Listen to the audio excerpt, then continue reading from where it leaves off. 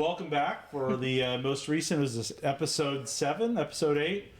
What is it, producer Kyle? 7 or 8? This is going to be 8. Oh, episode 8 of Better Conversation. As always, my name is Chris Clement. I'll be your host, president of A Better Dallas. As always, we have the knowledgeable, keeping me in check, producer Kyle Mason. Fact checking constantly, or at least what Google or ChatGPT will tell me. So. And tonight we have a special guest from up north, the great wild north of Collin County. Yes. We have Miss Shelby Johnston. Some people call her the other Shelby in Collin County, but I knew her first, so you are Shelby Alpha to me. I think I'm like the OG Shelby. The OG Shelby. All right, we got OG Shelby. Yeah.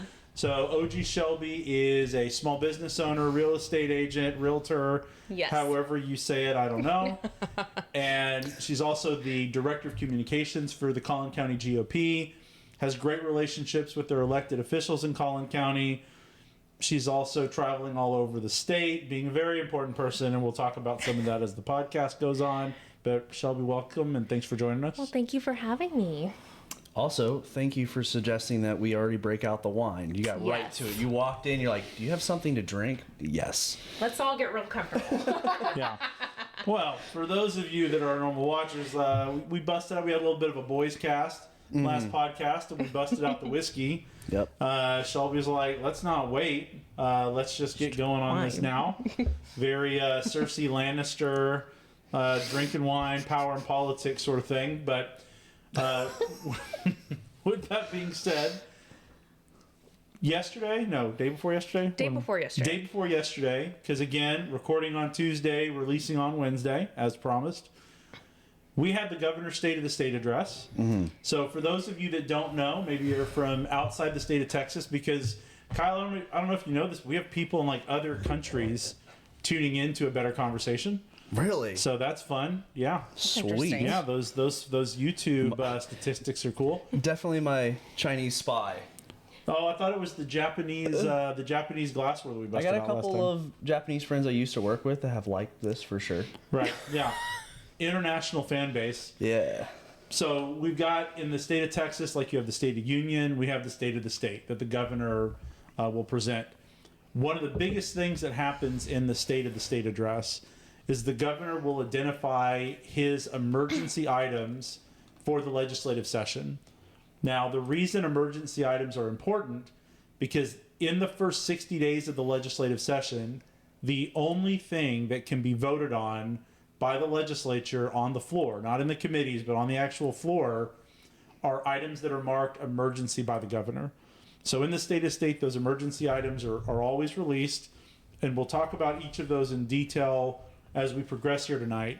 But Shelby got to actually be there for the State of the State address. She got to be down in Austin, was invited to go down there. I was hoping you could tell our audience a little bit about what that was like, what your experience was. Yeah, so I got invited to go to the State of the State, but before going, I was actually asked, I guess, a survey. So it was something to the effect of like, what do you think voters in your area care about? So I group texted my coworkers / friends, and the top 2 concerns they had were property taxes and property insurance. Obviously, we're all in real estate, so I guess we're a little bit biased. So it was really cool while at the State of the State. Property taxes was one of Greg Abbott's emergencies, and then he did touch on property insurance a little bit too. So, but it was a cool experience of seeing the governor with all our elected representatives down in the room as well, and the energy was really good. I think the most touching part was when he was talking about somebody's, their child that was murdered. Mm-hmm. And he kind of got a little bit choked up about it. And I was, the room was dead silent. That was it was just remarkable. Not in a good way, but, it really made an impact. And I hope it really resonated for anybody watching on TV on how impactful that part of the segment was. So I think that's when he was talking about bail reform, if I remember right. So where was the State of the State? it was at an oil and gas warehouse manufacturer parts. So it's kind of an odd location, I would say. Like, you walk in and there's like huge shelves, almost like it looked like a Costco, but for oil parts / car parts or something of that effect. And they had set everything up for him to give a speech at. And then there was seats everywhere, and then bleachers, like one set of bleachers. So I sat in the bleachers. And I think there was probably maybe 800-ish people there. Okay, good crowd. So it was, because I think I remember in the governor's speech he talked about it being, it was like a parts or a tools manufacturer. It wasn't an oil and gas or some oil and gas industry type stuff, but it was a supplier basically. But it was like a family business. Yes, he said. I think he touched that it's been open like for 40 years or something, or maybe even longer. So unique location, definitely. So you said that there were 800 some odd people. I think there were a combination of invitees like yourself, plus elected officials. I mean, what was the mix of the crowd like? I definitely saw, a good group of younger Republicans. I saw multiple members of TFRW there, which was great. I love the ladies of TFRW.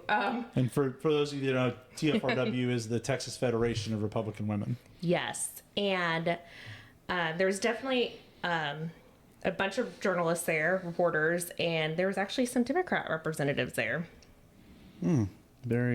This was actually at the Arnold Oil Company. That's right. So Yeah. I just, which is cool. They opened up their spot for him, and obviously it's kind of, I like the industrial background and feeling of like, I mean, how many of these things do we go to and it's like at a Hilton or something? It's just like the same old, same old. So, I want like the smell of like old oil and stuff in the air. The State of the State address, the governor first started talking about like the Texas Miracle, about how great we are to do business in Texas and all the different industries where we're the #1 state to do business and all that sort of stuff. So it makes sense that if that's how you're going to lead and that's how you're going to open, maybe you have it someplace like that you're showcasing what Texas business looks like. And I mean, he did a good job of like keeping the speech going. Like, I feel like it wasn't very like long-winded, dragged out. He like delivered his points, to everybody. Right. And it was cool. Like, he would deliver the point, and then like the emergency item would come up on the screen. So it was all well coordinated. It wasn't all drawn out and just gets boring. I mean, some people are really bad about that too. It's like, man, you're losing everybody here right now. Yeah, and then we watched the Democrats. I guess they had a little video that came on. So Greg Abbott's was a little over 30 minutes, I believe, and then the Democrats had maybe like a 10-minute. Cool. What did they have to say? If you recall. Abortion. That was the top one. Okay. Then they touched on, and this is what I wasn't really too clear on. So they touched on the border, but then they said like dove into like union jobs for clean energy. And Okay. I was kind of like a little bit confused, like, okay, where are you going with that? And If you're going to union jobs in Texas, I think your oil and gas industry stuff or maybe some of your refineries down on the coast are probably going to get more of those than Green New Deal, clean energy type of things. Yeah, those are drying up.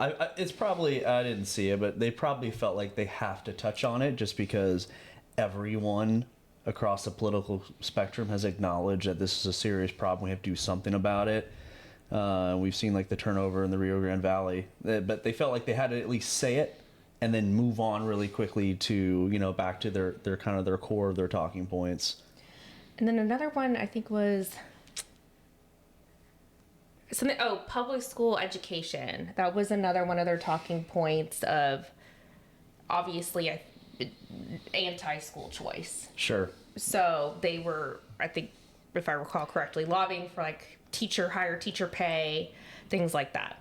Which ironically was one of the governor's emergency. Well, that's what was kind of funny about it. I was like, well, you didn't really coordinate that really well, right? And I was kind of actually shocked to see that abortion was their first one right out of the gate, right? I don't know how long they're going to hammer this. because we kind of saw a little bit of it in the midterm. It's essentially, it's essentially lost all of its, the win behind it by the general election. I'd love to see if it really has any feet on it this midterm, but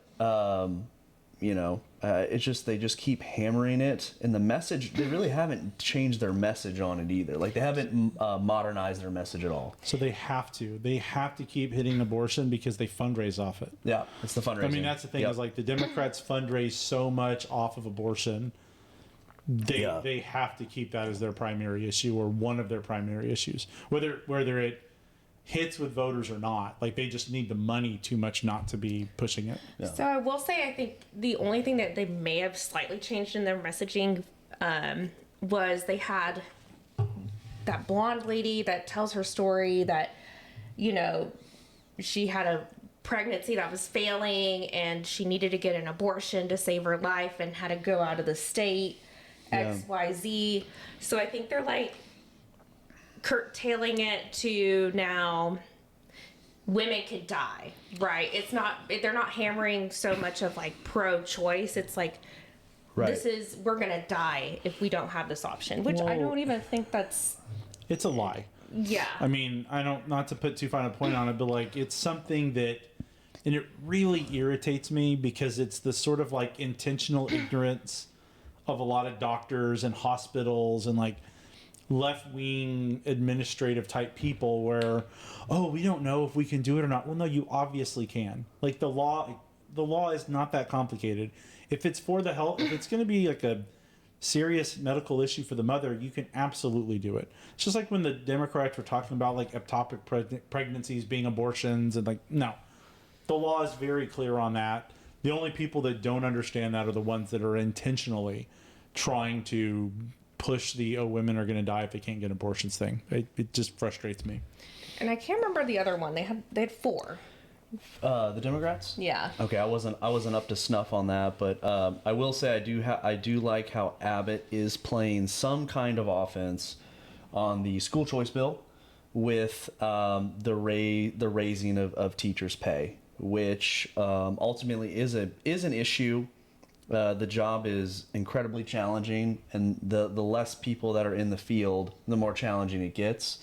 And so getting the teachers a raise one way or another, and making sure that the money goes to teachers in the classroom, teachers and their assistants in the classroom, and not superintendents that are making $400,000 a year. We had a short conversation about that before, which is just a wild number. I think that's a really good offensive play to kind of push some type of school choice bill across the finish line. That is for sure, because he needs to play as much offense on that as he possibly can. I think one of my other favorite ones that he touched on, and I didn't even think about this, but when I was texting my friends, like, this is his I was texting pictures when the emergencies would come up on the screen, was water. Yeah. And we didn't even think about that. And a lot of my friends were like, ooh, that's very important. Well, it's one of the things that Burroughs had focused on as well. Yeah. And we'll get to the specific emergency items. We can talk through them. I wanted to just, did you have any other thoughts as just a guest down there about being there at the State of the State? Like, what was the mood in the room like? Pretty positive. I think a lot of people were optimistic about what he was presenting. It was, I would say overall good energy. Was there anything that people that were there or people in the crowd that you were talking to noted, well, why wasn't this an emergency item? Was there anything like that people were talking about? Not that I heard. But I'm sure there were probably people that may have wanted other things. But where I was at, everybody was pretty happy. I cheered the loudest for property tax. Yeah, especially being in Collin County, y'all are got a lot of property tax, a lot of money being raised up in Collin County. That's for sure. I used to live up there, and it's like, dang. You say up there, we're like 3 miles from. I probably live less than 2 miles Yeah. from that. Yeah. But it might as well be north of the wall. I mean, we're to continue with Thrones. It's far up 75. Collin County there's parts of Richardson and Dallas in Collin County. I think just north of here, you're in Collin County. Like I'm at the very top of Yeah, you're like Dallas. one exit up. Yeah. So, but worry. still, those people are completely different than me. I don't, Shelby's been trying to sell me on Collin County for years now. Hey, we got a Gucci store. You're not what Yeah, that didn't sound. In fact, I want to get farther and farther away from that. You're selling me on like Cook County when you're talking about the Gucci store. Maybe go out to Hunt County. So I want to transition and talk about the emergency items. So first, for those of you that don't know, you can look them up, but we'll read them to you. There were 7 emergency items that the governor talked about. The first one was property tax relief. Mm-hmm. The second was what he called a Texas-sized investment in water infrastructure. Yep. Then there were 3 of them that fell under education. One of them was increasing teacher pay.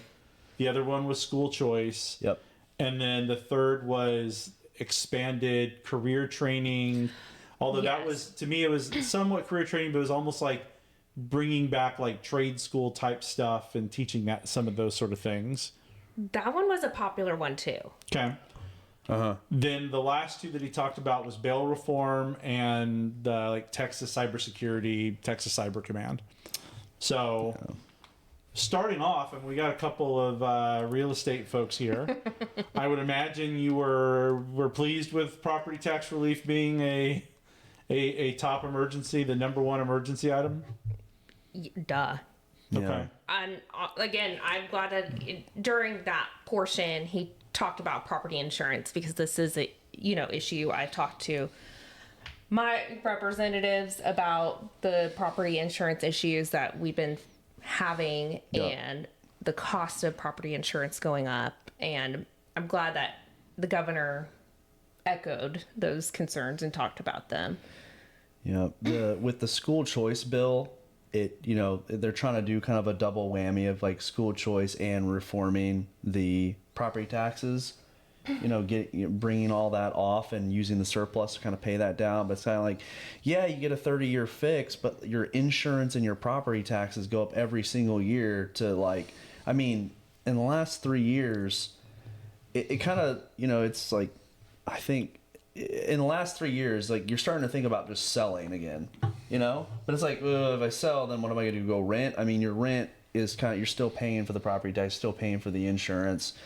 And on rentals, there's double insurance. Landlord's got insurance, and then the renter usually has insurance as well. But that definitely needs to happen. I mean, we have a huge surplus, so that's like there's a little bit of wiggle room there. But it's a serious affordability issue.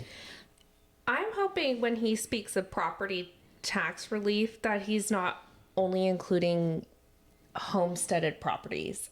I think it would be great to see more relief on raw land, commercial. Mm-hmm.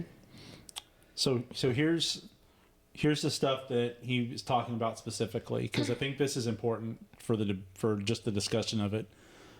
One, and given my client base as an attorney being local government, this is something that is going to be a hot item. But one of the things that he talked about is requiring a 2/3 vote to approve increase in taxes. Yeah. So bond issues, just raising taxes in general, that's going to require a 2/3 vote, I guess, of the citizenry in order to approve something like that. Like, that's big. If it's not, even if it's just a 2/3 vote of the body, the city council, county court of commission, like, okay, that's a big step. That's going to require changing part of the government code, local government code. Going to slow them down at least. The other thing he talked about, again, was speeding up, and this is something that we've talked about on here, which is paying down or compressing the school M&O taxes. Yeah. To where more state money is going to be allocated to doing that. That would apply to everybody. Any property taxes are hit with that. Mm-hmm. He talked about a personal property tax exemption of $100,000 for small business. That'd be new. Yeah. And the require any local bond issues and tax rate elections to be on the November ballot and approved by 2/3 majority. Which is, we've kind of talked about that too, where it's like, hey, you have these special elections or the municipal or whatever. It's like no one shows up to vote. And Right. you kind of have, a couple thousand people or a small percentage of the voting population making these decisions essentially. Right. So I think that's pretty solid.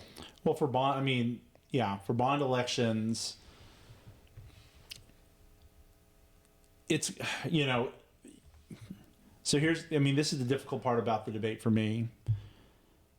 I like the level closest to the voter making decisions. Like, that's sort of the whole idea of, like, we don't want the federal government making all the decisions. We want the states making the decisions. Yeah. But then from the state standpoint, like, I want our counties and cities to be able to make as many of their own decisions as they can because they're closest to the voter. You're talking about in the city of Dallas wanting to replace a city council member. Some of those votes, you can do it with 1,000 votes. Mm-hmm. You want to replace the railroad commissioner in Texas, it's a lot harder to do that. Yeah. So, that's one that I like the idea of making it harder for taxing authorities, because it's not just cities. Sometimes we talked about it's like a public improvement district or a municipal utilities district, like places like that, jacking up taxes or increasing their assessments. Like, we have to have safeguards for that stuff. Yeah, so this is what Abbott said. We know that Texans face an affordability crisis. Last session, we slashed your property taxes, but for many Texans, those cuts were wiped out by local taxing authorities that hiked your property taxes even more. That must end this session. So, I think a lot of people did experience that when I can't remember how many billions it was, but they did take some of the surplus. It was like 10 billion, something like that. Pay it down, yeah, and then some that were quick to the draw was like, oh, this is an opportunity to kind of raise, and most citizens really won't feel it. So a lot of people were confused when like, well, the state of Texas said they cut our taxes, but I don't really see anything being cut that well. So right. Well, because that's exactly what happened. We saw that in Dallas. Like, there was a push. And if you're listening to this and you're dealing with your municipalities, here's a game that they like to play with your property taxes, right? They will technically reduce your tax rate. Yeah. But then the assessments that are levied against your land go up by so much that even with a dip in what the rate is, you still see an increase in what your taxes are. So what you want is your local municipality to adopt something that is called a no new revenue rate, which is essentially, you're not going to increase taxes. If the assessment goes up, the rate goes even further down. So at the end of the day, people aren't having their property taxes increased. So when your city council, whoever is debating this, you want a no new revenue rate. So what about some of these other things that the governor talked about as far as, I don't know how much either one of you deal with this as far as the exception for like the $100,000 exception for personal property. That's not the same thing as like real estate. For the commercial? Right.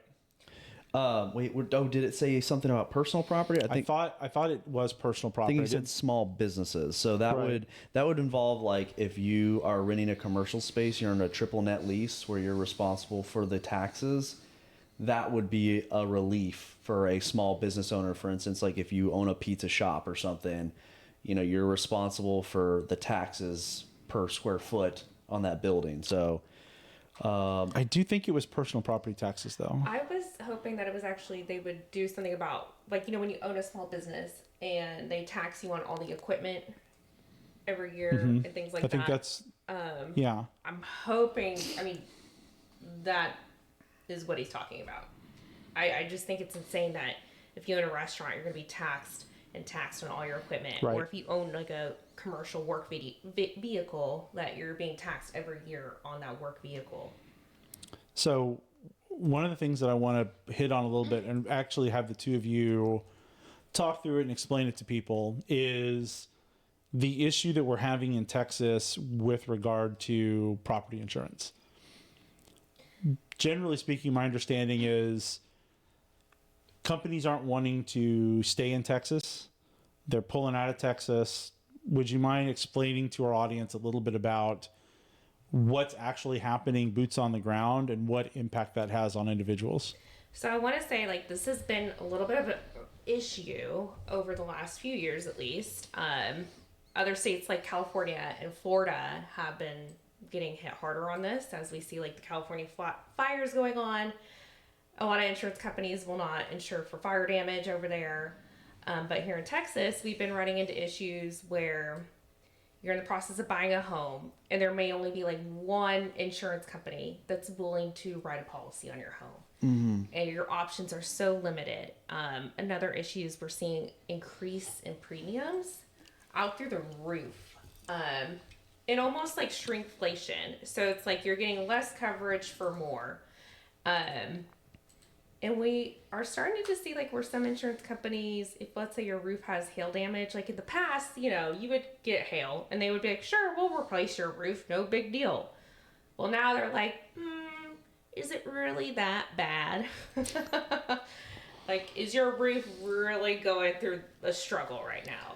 And what makes me nervous is seeing what California is going through and how is that going to trickle in across the country. I would say this is a nationwide issue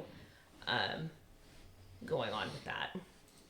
Kyle, have you seen this in the work that you do? Yeah, so I can actually speak. In this condo complex, we had an issue finding a new insurer to insure the condo complex. And it's kind of like, you know, we have and condo complexes have a very complicated, deed and everything like that. But it's like, we shopped around and it's like, hey, they're kind of doing us a favor by saying, yeah, okay, cool, we'll insure the complex. And it's because of, they just don't want to mess with new regulation. But what I will say is this, the roofing industry has done this to us. Yes. Okay? And partly the solar industry as well. But the roofing industry, I'm sure everyone remembers over the last 10 years, every single time there's a hailstorm, everyone's a roofer and they're knocking on your door. Get a new roof, get a new roof. And then they charge the insurance company, because the insurance company has an agreement, hey, we'll fix your roof. It meets this amount of damage. Well, they can always go out and find that amount of damage, right? And there's always a lot of pushback, and then the homeowner wants a new roof. And so anyways, regardless, now the insurance company is like $20,000 for a new roof. And they just can't keep up with it, right? It becomes not a so you're seeing people's premiums go up, you're seeing their deductibles go up, and now what a lot of people are people don't want to get that insured. In fact, it's gotten to the point where I'm looking at my rentals and I'm like, what if I just cash float these, not pay insurance other than liability on the home? Because it's like, maybe it makes sense because the premiums are wild, right? And anyways, we kind of did that to ourselves, I will say, in some ways. California, and in a way, California did the same thing, where it just became so expensive for the insurance companies, they backed away, and then California had to step in, the state, and make like a slush fund, government insurance agency. I don't know if that happens in Texas, but what I will say is maybe insurance companies just stop covering roofs altogether. And then when your roof is jacked up, you'll have to pay, you could probably get a roof cash, $6,500 to $10,000. But people are going to be holding on to their roofs a lot longer. Guaranteed. Go ahead. Yeah, I mean, to your point about the condo HOA not being able to find insurance, I mean, I've experienced that with other condo HOAs where their premiums are going up so rapidly for the HOA. Yeah. I've also had an issue with some of the times if it's like an older home. Yeah. Like it's like, who can cover the older home?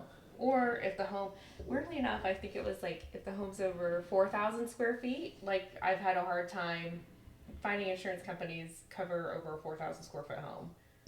Well, I mean, now if you live in Dallas, I mean, there's a lot of 1950s, 1960s, 1970s homes. I mean, there's tons of them, right? And it's kind of like, do you want to insure a 75-year-old home now? You know, it's like, to the insurance company, it's like, there's a lot of things that could go wrong on this thing, unless it's been essentially fully flipped and all of the plumbing's been, you know, the pier and beam has been fixed. There's a new roof, there's a new AC. At that point, it's like, okay, but up until that point, it's like, no, we'll just pass. But thanks. So, Yeah. I mean, that's where, and you know, another unpopular opinion of mine, insurance companies get it right a lot, right? I mean, they're paying the best of the best that they can find minds to determine where the risk is. yeah, And determine where the market risk is and determine where the market's out of whack. And to your point, yeah, the roofing market in Texas, way out of whack.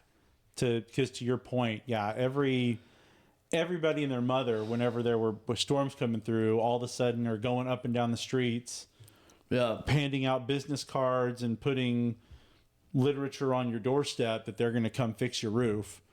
And no problem for you, no money out of pocket, or only whatever your deductible is, because your insurance company will cover all of it because of this sort of hail damage. right. And again, to your point, whether you actually need it or not, they're there to make sure that you need it because they're trying to get that quick money from the insurance company. Yep.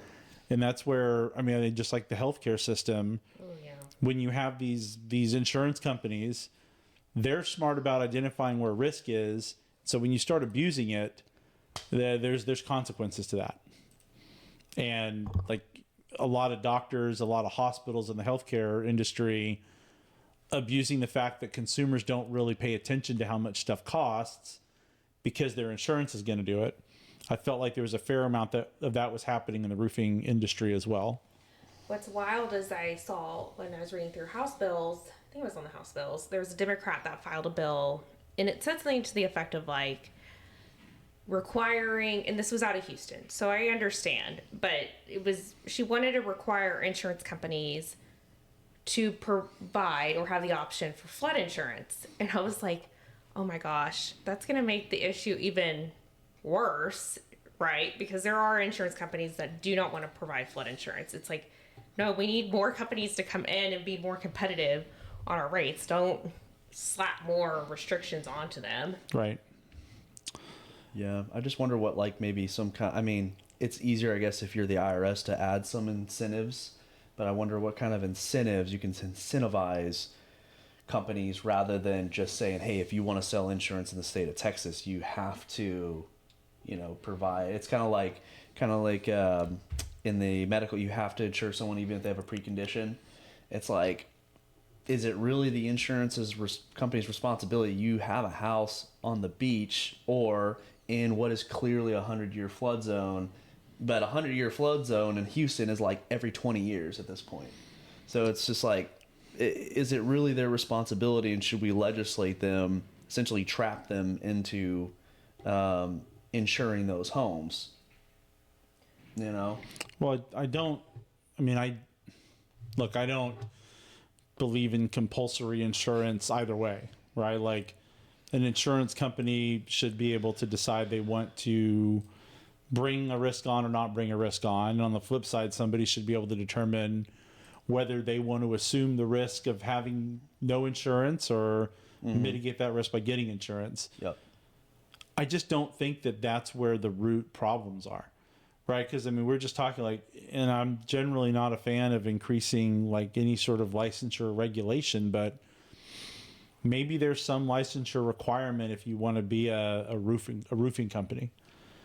Maybe there's some sort of bonding requirement or something to where you just really can't have anybody coming off the street and deciding that they're going to be a roofer.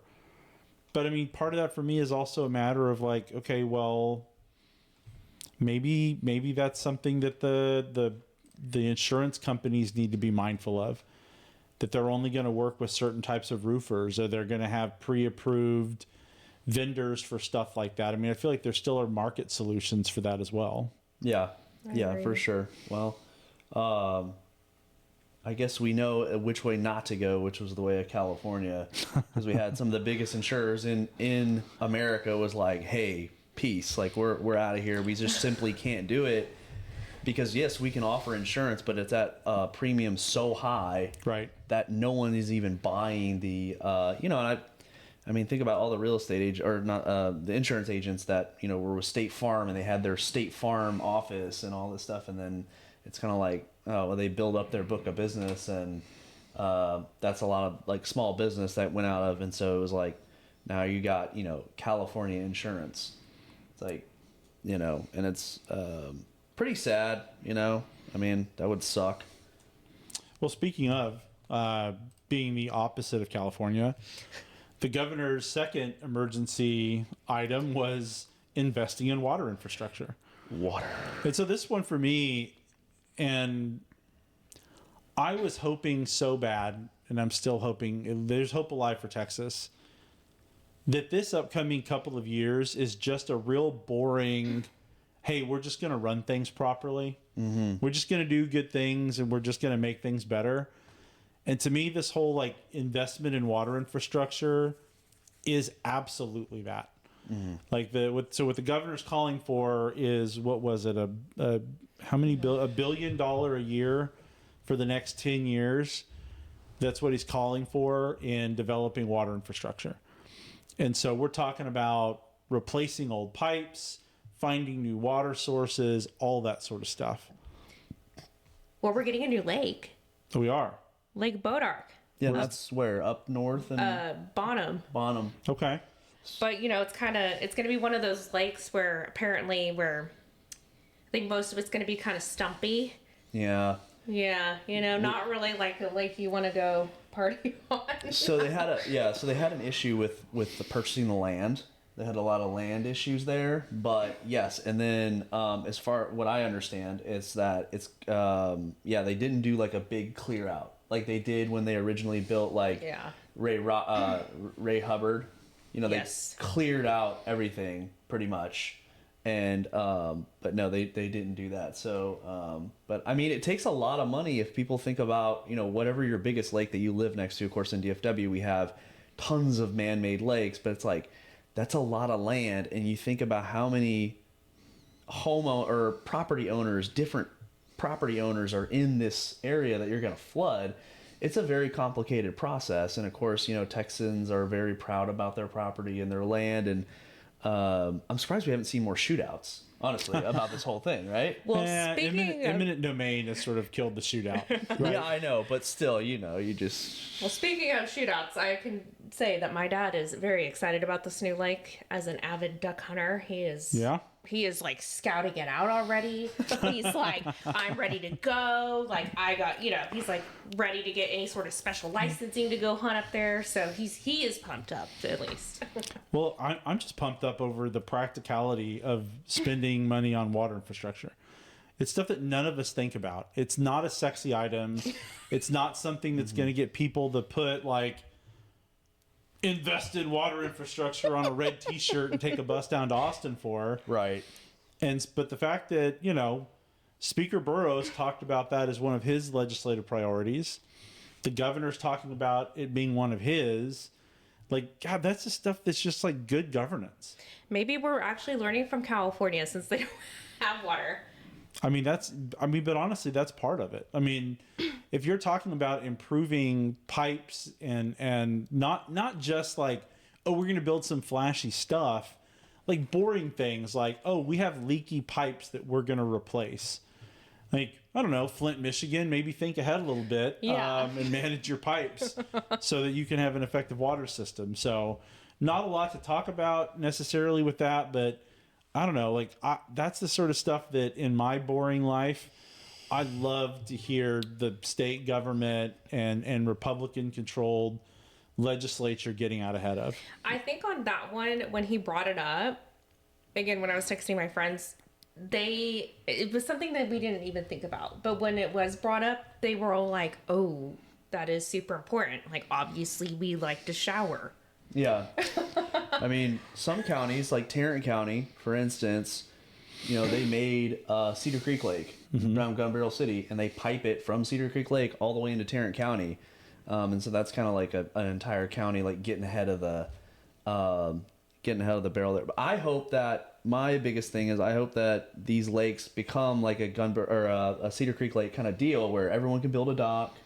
Very recreational, because like some of these lakes, it's owned by the Army Corps of Engineer or Sabine Creek River Authority, and it's like you can't do anything. Yes, they give you a 100-year lease back, but to get a permit to build a dock or something, it's just like they're just like major wet blankets on the entire thing, and I'm like, what does it matter to you at this point? I like a little bit of a mix. So like Lake Texoma, for example, Yeah. almost everything around there is Army Corps of Engineer land. Yep.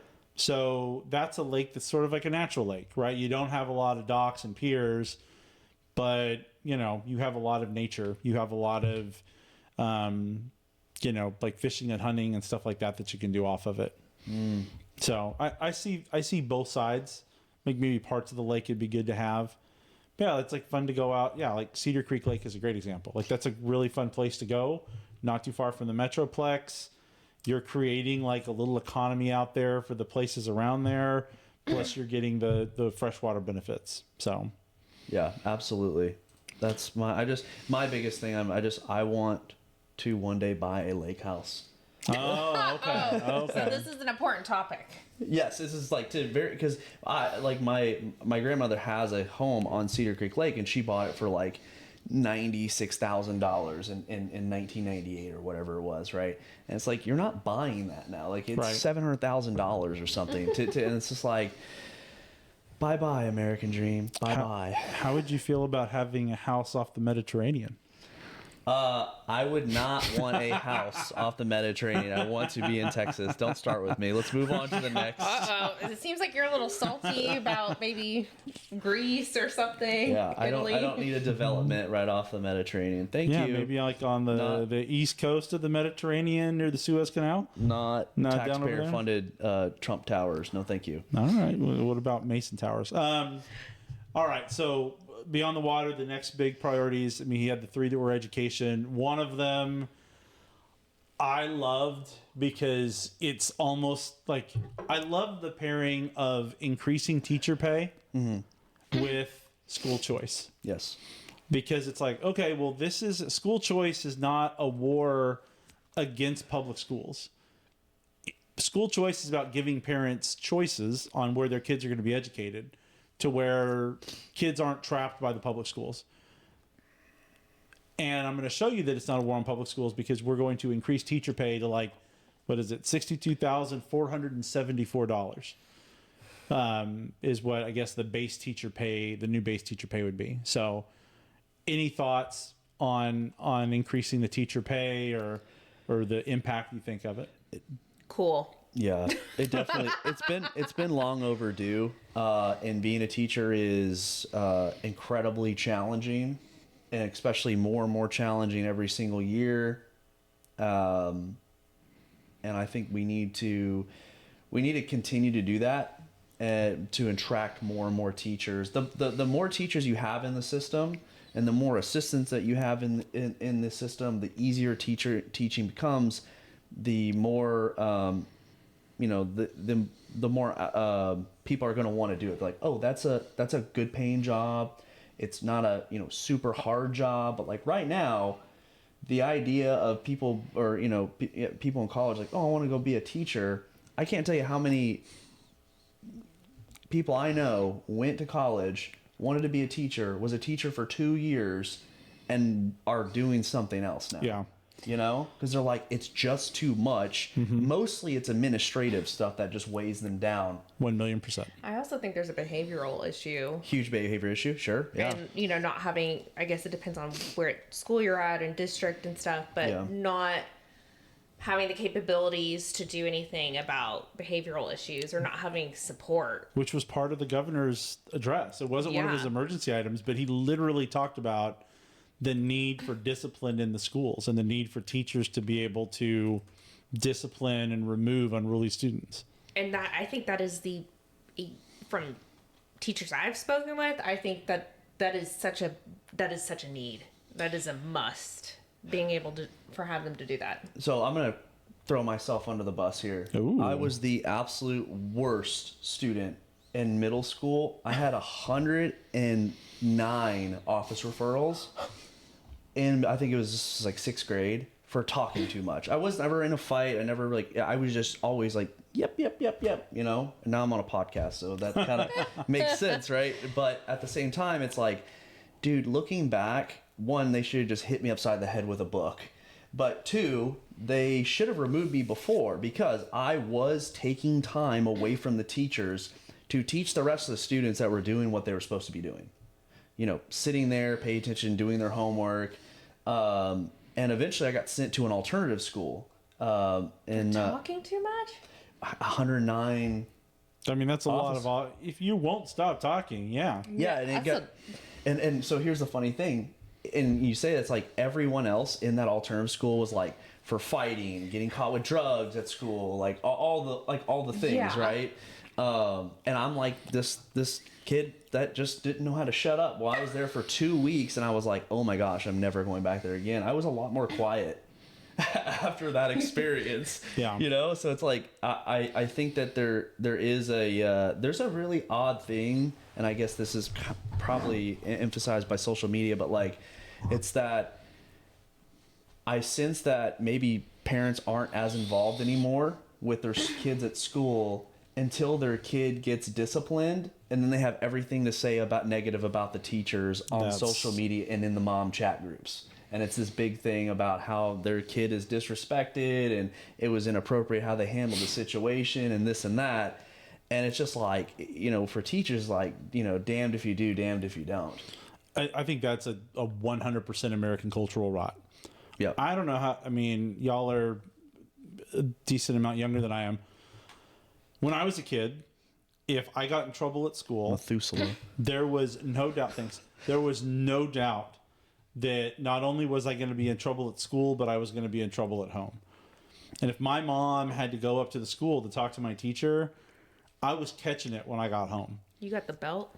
I got not real. I mean, I kind of. Here's the thing: I was bigger than my mom at like 4th grade. Yeah. So she's like, dang it. Wasn't a lot of the belt. But I now, and I say this because my mom is a teacher, it's the exact opposite. If you're a teacher and the kid gets in trouble and you send for the parents are up there coming at the teacher. Right. Defending their child. Oh, this is my baby. My baby would never do that. Right. And coming at the teacher. That's the sort of stuff that we've got. And it's crazy that the governor has to talk about teachers disciplining students in the classroom, but I think that's where we're at. It's really bad.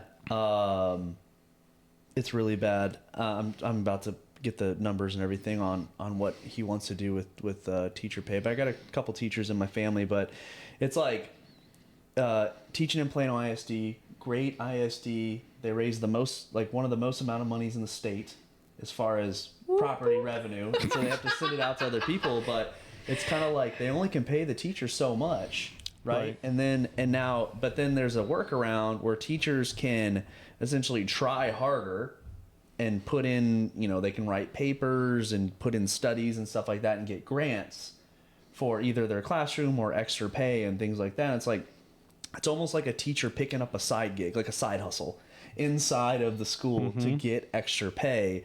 And it's like, I just don't think we should do that. Like, I really feel that we as a society are leaving a lot on the table with not incentivizing it enough. Right. You know, that's my take on it. But and I'm gonna be like an old man yelling at the sky on this one. Okay. I think part of it is young people coming out of college have unrealistic expectations about how much money they're going to make and what their lifestyle is going to be like. Yeah, because sure. Look, the median income is like $39,000, right? So if you're coming out of college, your first job as a teacher, you're making $63,000 base, plus getting incentives for other things. I mean, Abbott was talking about wanting to get teachers on the pathway to making six figures. Oh my gosh. But like, yeah, and if you're an experienced teacher and you're accomplished and you're doing extra things, sure. Yeah. But I mean, look, if you're 23 years old and you're getting paid 62 grand coming out of school, you're 20 grand over the median income, like that's a good paying job. That's a good paying job. I think starting off, yes. Right. But look, I think, no, I'm going to say if you're making 20 grand over the median income, that is a good paying job, full stop. Right? I mean, you're saying that you are making above what the median income is you're making 50% above what the median income is. That's a good paying job. It's not rich, but if you're just talking about wanting to live a good life, I mean, you get two people making $63K a year living in the same house, you can comfortably live a life in America. Yeah. You're not going to be living like an Instagram famous life. Well, then what's the point of living? Yeah. Well, we laugh, but I mean, I honestly think that's kind of what it is. If you believe that you're entitled to 2 weeks in Europe every year, and you're entitled to, a new car every couple of years, like you see people on social media pretend like that's how everyone's life is. Oh yeah. Yeah, I get it. I get looking at $63,000 a year and being like, that's nothing. Yeah. It's a hard life to pull off in Plano ISD if you're a teacher. Of course, when you get married, now there's two incomes, and then you have kids. It's just like, I don't see an issue with. I'm going to read this little blurb, but I don't see an issue. And I think it would really be great for our society to really put some great emphasis on finding good people to become good teachers. Not to say that there's not now, but I think it's a great investment to start upping the salaries, keeping up with inflation, things like that. Not making them pay into the union, having to pay into the union, and not having to pay into this TRS, the teacher retirement savings plans. Go to a dollar matching IRA type situation. But anyways, teacher unions say that the state trails $9,000 behind the national average, and pay is one of the main reasons harming teacher retention. It probably is pretty high up there, but there's a lot of other reasons for that. Lawmakers seem keen on helping Abbott provide the extra pay, with Senate leaders earmarking funds for the budget proposal to give public school teachers a $4,000 pay raise with additional $6,000 raise for teachers in rural areas. That's great. I mean, I don't have a problem with it. We have a budget surplus. I think it's a great investment, as long as we can work on holding teachers accountable, and but we for sure need more teachers in the schools. Like for sure we need more teachers, and I think the biggest way to incentivize that is paying them more. I mean, that's what because we'll stay on Plano. You're from Collin County. That's what they did with the police force up there. I mean, I remember seeing the billboards when there was the COVID BLM and all this. Plano came out with those billboards. I was looking at the job. Like, I had the qualifications for it, and I was like, would I make a good cop? And my family members were like, no, you would not make a good cop. You have zero patience for assholes. I'm like, okay, that's fair enough. So I would definitely be on the 6 o'clock news. Like, get out of car. Like, sir, it's traffic stop. Like, really pissed me off. Oh. Well, on the teacher pay front, I think part of it is also, look, the need to increase teacher pay is certainly there, and I'm glad that we're doing it. I agree with you. It should keep up with inflation. But I don't think that we're ever going to be able to recruit enough teachers and retain enough teachers by just paying them more and more and more. Correct. I mean, I think some of what y'all already talked about is like, get rid of some of this administrative stuff. Yes. Yeah. Get rid of some of that crap where somebody can just show up and teach, right? I mean, like, they're not having to sit here and fill out a bunch of stupid reports and have to worry about, oh, my assistant principal is pushing this thing. And I think a lot of that crap is what people are like, that's too much. Mm-hmm. If I'm like, look, you're going to make, 'cause I just looked at it in Plano ISD right now, base pay without any additional things on it. your range is from 60, and this is before the governor's increase. Your range is from 61 to like 76,000 a year. Yep. Right? Now, if you have a master's, that's like another 3 or 4 grand a year that you can get. If you're doing other things, like there's other multipliers that can be on that. But look, if you're going to offer that up, I just think about the old joke, and it's an old joke because it's kind of true, of like, what do you do with all the English majors from college? Well, they're all baristas working at coffee shops, right?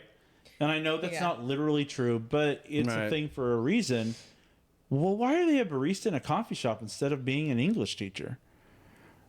Yeah. You know what? I think those are some of the questions that I would like schools to ask themselves. Right. Why do we have somebody with a bachelor's degree, full stop, they have a bachelor's degree in something, and they're working as a barista in a coffee shop, or they're doing something like that as opposed to working with their local school? Yeah, and the pay disparity in that particular situation you just gave is probably not big, or you might even be making less. And it probably is what you were saying, and what I brought up earlier is that there is a massive amount of administrative burden where it's like the school's over at 3:30, but they're there till 5:30, or they bring it home, or they got to do it at night after they put the kids down, or they're doing it on the weekends. All of these different assessments and reports on these kids that's required by the state or the school district, and it's like they hand these reports over to the students or the students' parents about, hey, this is, where your kids are accelerating and not, and the behavior and the this and the that, and they're all required, and they go, okay, cool, thanks, and they just drop it in the shredder, and it's just like, look, man, that they put a lot of time into it. I mean, I see it happen every single week. It's like, oh, I got to do these, couple of assessments, and they are taking time. They are not just working from when school starts and when school stops. They also spend money on, they take pride in their job and they want to make it fun. They spend a lot of money on things for their classroom as well. Decor. Right. Decor, exactly. Like, it's not just about paper supplies and is there enough, Kleenexes in the room for all these snot-nosed kids, but it's like they want to make it look good and they want to have a good vibe and they want to, there's a lot of, especially with the new generation too. The feng shui, the energy has to be good. It's got to be giving, learning. It's got to be giving. Yeah, right. Well, something else that Governor Abbott is looking to give is money towards career furthering education. I love this, and I think a lot of people really love this too. I don't think everybody has to go to college, and Amen. I didn't. think it's from I did. I mean, I went for a year and a half to college and dropped out. Look at that. But I think it's remarkable when you look at somebody that has a plumbing license and how much they're making. They can make a And lot. people, and what makes me more irritated is like when people maybe look. I don't want to say they look down upon. They do. Yeah, I mean, like, down upon... And I'm like, that's funny. When your plumber is making, like, a nice 100,000 more than you're making, like, probably shouldn't look too far down on them. Yeah. Well, we run into this. Well, I run into it, and I pointed out to you a couple times, like, when we're out at gatherings and whatnot. Like, oh, so did you go to SMU? Where did you go to college? I'm like, I didn't. Like, oh. It's just like this. They're like, well, how are you even, like, you haven't disintegrated? How do you even survive? How do you eat? So how did you find this place? Yeah, like, and then don't know is that after you have that conversation, they always come to me and they're like, oh my gosh, Chris, think it's so great that you brought your non-college friend here so he could, learn. No, be diverse. It's like the peasant just got how's Mother Teresa to the uneducated. No, I'm 100% with you. So I used to serve on a board at a high school, and I used to get in trouble from some of the teachers there because I would regularly tell the students that they should not go to college unless they have a reason to go to college. How dare you? Well, and so look, and this is where I get it. if you're a teacher, you had to go to college. Yeah. Right? You went, you had your 4 years, maybe you got your master's. All of that was required for you to have your job where you're at right now. So for you, you come into the situation with a bias of going and getting a college degree will help develop your life. But that used to not be true when we would have trades in the schools. Like when you would be able to go to school in the US and learn, you had, like, remember the movie Grease? I mean, they had a garage at the school that taught the students in that high school how to work on your car, or how to become a mechanic. When I was in high school, we had a wood shop class. We had an ag class. Like, we had stuff that was like trade, practical skills to where you could just go do those jobs straight out of high school without having to get a college degree. Okay, I will say this. I did, wasn't workshop, but it was like home remodel or something like that. Yeah. When I was a sophomore, and it was full of seniors kind of just doing like a BS course. Oh my God, they gave me so much crap about everything. Like you're going to drill like that. You're going to do it like that. And we built like essentially a small bathroom, but like I almost cried by like week 3 because it was just, I was just like being bullied the whole time. Like, yeah, go ahead, Kyle, go ahead and do The it. contractor life is, I guess. Yeah, actually, that sounds. It sounds like the I worked as an electrician's apprentice for a summer. That sounds like the trades. Yes. 100%. Oh, the apprentice. Oh, apprentice, you're gonna do it that way. Oh, you're gonna. Oh, what? Why? Don't sit on the ladder that way. Yeah. couldn't win. No. And I'm like, it's perfect. It's perfect. It's square. I think what's really cool is about 2 years ago, I did a tour of Sherman High School, and they had a bunch of realtors, and they toured us through the high school, and they had aviation mechanics, right, room. Oh my God, They yes. had dog grooming as one of like their, I guess you could, I don't know if you need a certification for dog grooming, but Well, probably to touch your dog. yeah, you have to have a full-on background Yeah. check, cut Oh my Parker's God. hair. What kind of just dog do you have? Pomeranian. I knew it. Like, She doesn't yippy just. dog. She doesn't just have a Pomeranian. She has a show Pomeranian. Yes. Like, this dog does dog shows. And he does endorsements. I am wildly not impressed. No, you'll be impressed if you ever meet him. Okay. I think. Did we? Are you a cat man, Kyle? Is that what we decided? I like cats. I don't. Right now, I'm in like I don't want any pets because I don't want the responsibility. But I like cats. I like dogs. I don't like yippy dogs. I'm surprised we haven't heard my neighbors yippy dogs yet. They just go out there and bark the whole time. But I'm sure they're not as nice as your dog. Does your dog yip? No, No. he's awful. No, he's an asshole. Yeah. Yeah. Okay. No, Parker's a menace. Yeah. But going back to your point, like, so yeah, when I was working with Emmett J. Conrad in Dallas, there was a school restaurant. We had a whole hospitality group. There was a robotics group. There was like like nursing, firefighter, like emergency response class, teaching kids how to do that stuff. Like, those things are great to have in the schools.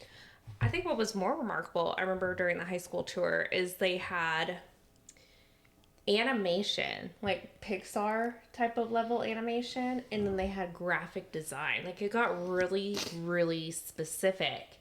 And I just think people don't realize, like, if you start a business, you can make a lot of money, even if it's dog grooming, even if it's floral design. Like, Right. if you run it well, there's so much opportunity out there. I'm considering taking an online course for that, just for this podcast. So if I would have done that, at Floral that decor. no. Oh, What? No. For animation. oh, It's like putting together this thing. What are you talking about? I thought. My mother's actually like a 25-year florist or something. So, but I still can't name flowers. So I kind of for sure. Oh, disappointing. So I was trying to find this, but when I was a recruiter, schools are incentivized to push college because they get, it's a point system. So for every, and I don't have it in front of me, so forgive me if this isn't like exactly correct, but if a student goes to college and enrolls into college, they get X amount of points, towards the state, per year, but they'll get X amount of points, which is lower if they go into the military. Okay. And so like us going into the school and recruiting, and of course we're after, the highest scoring students at that point, especially with like the tech heavy stuff that we need. It's kind of for the high school. The point being, the incentive structure is not very well balanced, and it still blows my mind now. Looking back at now, it's that like they'll give an 18-year-old like essentially unlimited access to debt for school and credit cards, but the school doesn't have to provide any proof of concept for anything. Right. They can go willy-nilly, change 4 times of what they want to do. And even if they stuck to the same program the entire time, it's like it could literally be something that everyone knows you're not going to be able to really use that for anything, and people still get loans on it. It would be essentially like in our field, like getting someone a loan on a house when they don't qualify for the income. It's like it just doesn't make sense. It's a terrible investment. Yeah, we've never done that. Yeah, we've never done that. As a former Bank of America employee, we've never done that. Hey, zero doc loans do kick ass sometimes, but we can't have too many of them out there. Yeah, you gotta. Too many subprime. We can't have too many. There's nothing wrong with the subprime mortgage. Just when the rate's adjustable, then you're going to start getting in some real trouble. Yeah. So You gotta mix up those mortgage-backed securities. So stepping a little further into sort of the vocational training and that sort of thing. yeah.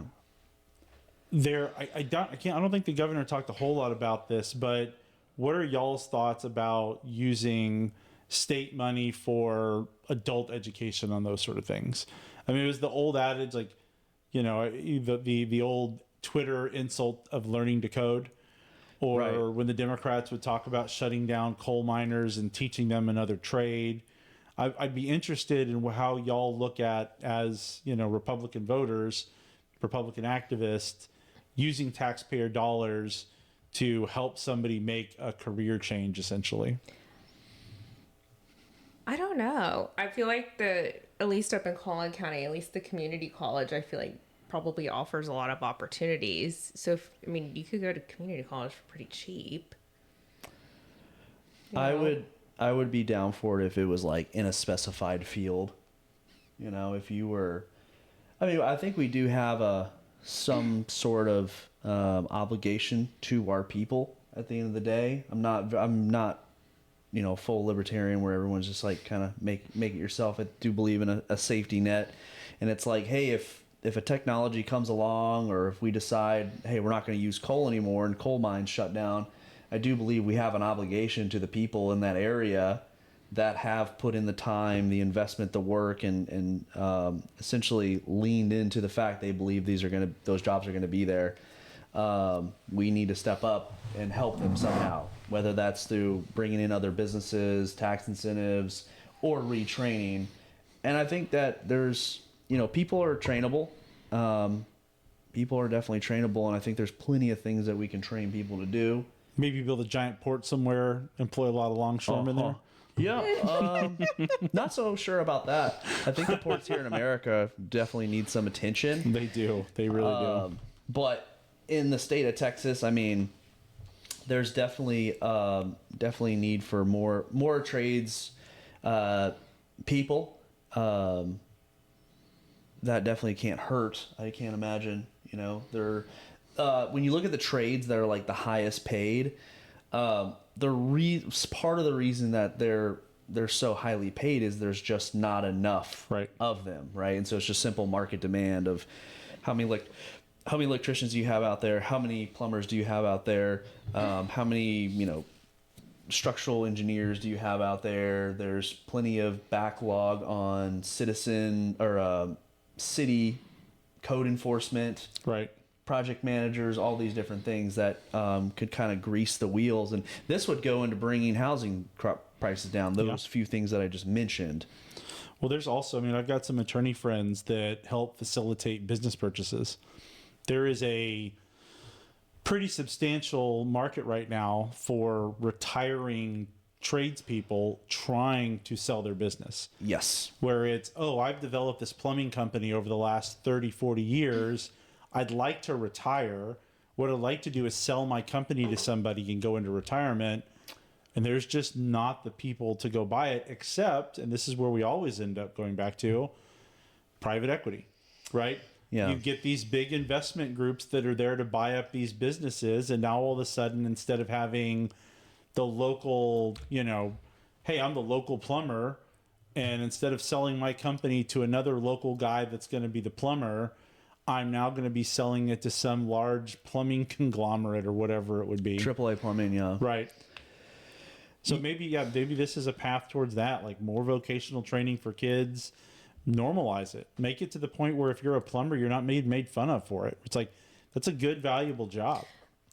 Yeah. I mean, I think it's also remarkable. I think I saw like Costco, even like they're giving their employees something like a crazy raise. Like, what was it, like $30 an hour? Mm-hmm. I mean, that's what, $60,000 a year? Maybe, bro? I'm a lawyer. I don't do math. You're looking at the wrong. Kyle's the one that's got the computer. Yeah. Here we go. I think there's a button for a calculator on there. I don't know. I haven't worked by the hour in a long time, but I haven't either. I will say, I look at those businesses. I was actually looking at those businesses 2 nights ago. All the businesses that are for sale, and like, hey, can I finagle something here with an SBA loan or something like that? And there's a ton of books of business that are just kind of out there. People are retiring. There's a lot of opportunity out there if you hold those qualifications. But and again, and this is some of the stuff we're talking about, practical career education that people can get. How many people do you think coming out of high school know that you can go buy a business like that? None. No. Or very little. That's where it's just like, there's just so much more. And I am a fan of a certain level of like the Renaissance style of education, where you're learning about a whole bunch of different things and you're a well-rounded person when you get out of it. Maybe we could, maybe we don't need trigonometry necessarily. And instead that could be more of a, offer, even making it be something like a business calculus class or something that's more practical. But anyways, I think we're getting a little bit sidetracked on that. Yeah. Taking us back to the governor's emergency items. Kyle, do you have another point on that one? No, let's go. So the next one, school choice. Yep. We kind of talked about school choice a bit last time. Shelby, I don't know if you have any hot sports opinions or anything you'd like to get in on the school choice debate. I want to see if you're interested in school choice. One, we did have a pretty extensive conversation about it. Was it the last podcast? Mm-hmm. Yeah, our previous episode. We will have a school choice expert on to talk to us here probably in March. So we're not going to get too much into that emergency item unless there's something that Shelby wants to take a swing at. And by then they'll have voted on it. They said they're going to vote on it this week. Well, so glad you brought that up. They're going to vote on an SB2. Right. Yeah. So there's, again, we've talked about this in the past. In Austin and in Washington, you'll have bills that go through the House and bills that go through the Senate. So right now there are bills that are pending in the House for school choice. Mm-hmm. And then you have SB2 that is going to be voted on the floor of the state Senate this upcoming week. I've heard some criticism from the pro school choice world that SB2 isn't the best bill, but Lieutenant Governor Patrick wanted to get ahead of everything else. And so there are other bills in the House that are probably better written overall, and SB2 will probably eventually take on the shape of one of those House bills. But SB2 is just basically the state Senate's overall stamp of, we approve school choice, Texas House, give us what it's going to look like. The only thing I would say about school choice is at the end of, the Democrats' little spiel after the governor, they had 2 senators from Republican camp and then the Democrat camp, and the interviewer, I don't know if that was televised, asked him a little bit about school choice. real brief. Like, it was like 5 minutes. The interviewer was like, all right, we're out of time. Goodbye. We're out. So, not really any sort of hot topic. Okay. That's what makes this whole thing so complicated for just kind of, I mean, I keep up with this stuff fairly regularly. It's still complicated to keep up with of like, oh, there'll be a story, there'll be an article about this, but there'll be an article about, so it's like, hey, are we talking about the Senate bill? Everything is still a negotiation. Right.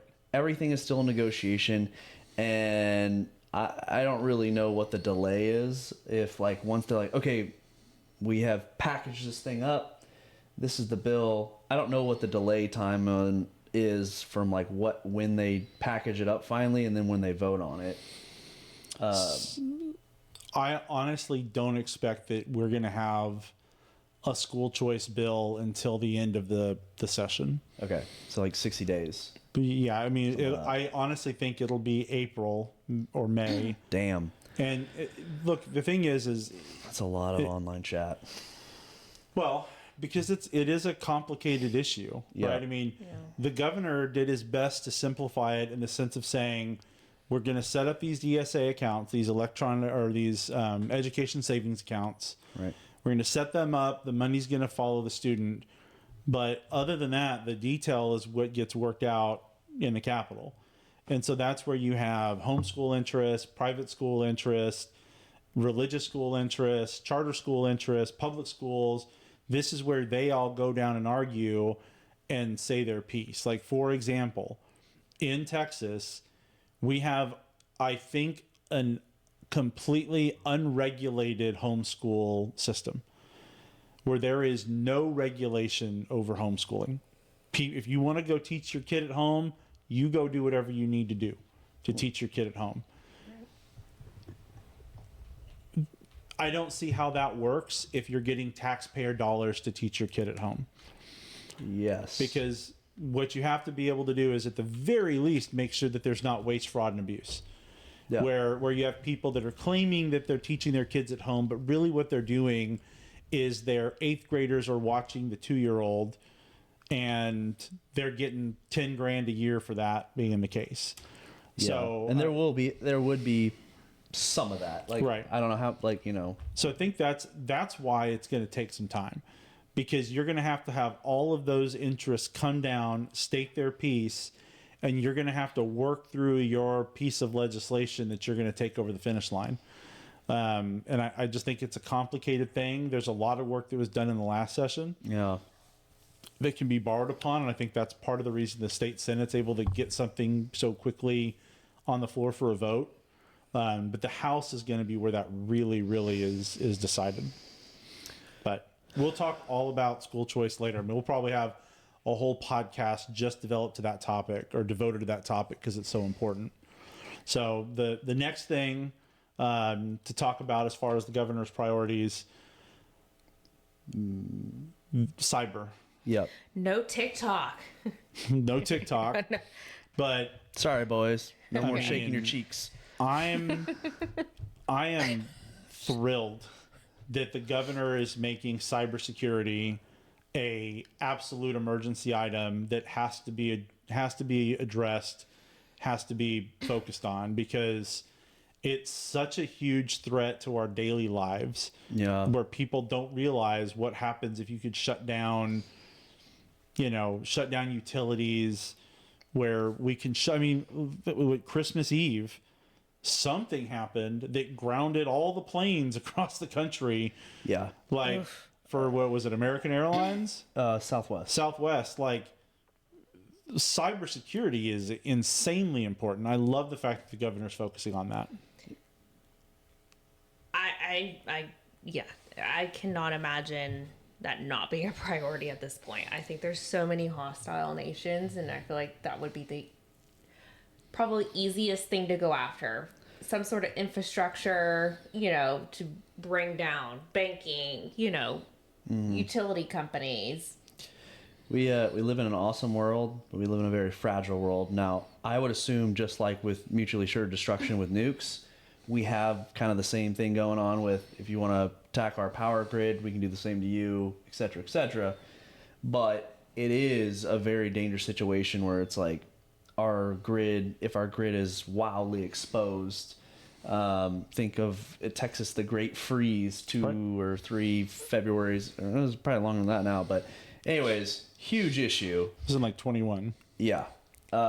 Huge issue, right? There was that.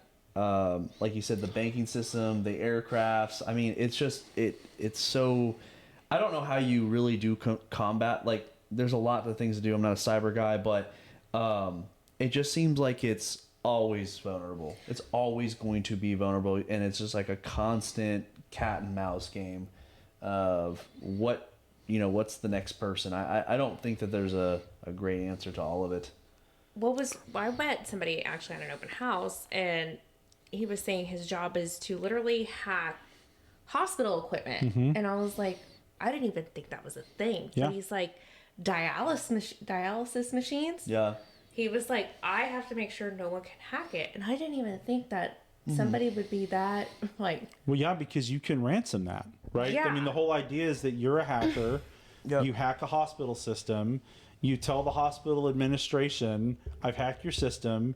If you don't pay me X, Y, and Z by this time, I'm shutting it all down and people are going to die. Remember that pipeline on the East Coast? I Yeah. think this is like month 2 or something in the Biden administration, and it was hackers in Ukraine. I don't know what is with that part of the world, but it's like all the worst things happen over there. It's like, and they're like, we want Bitcoin. They got the Bitcoin, and then apparently NSA got it back. But like, the pipeline was shut down through software.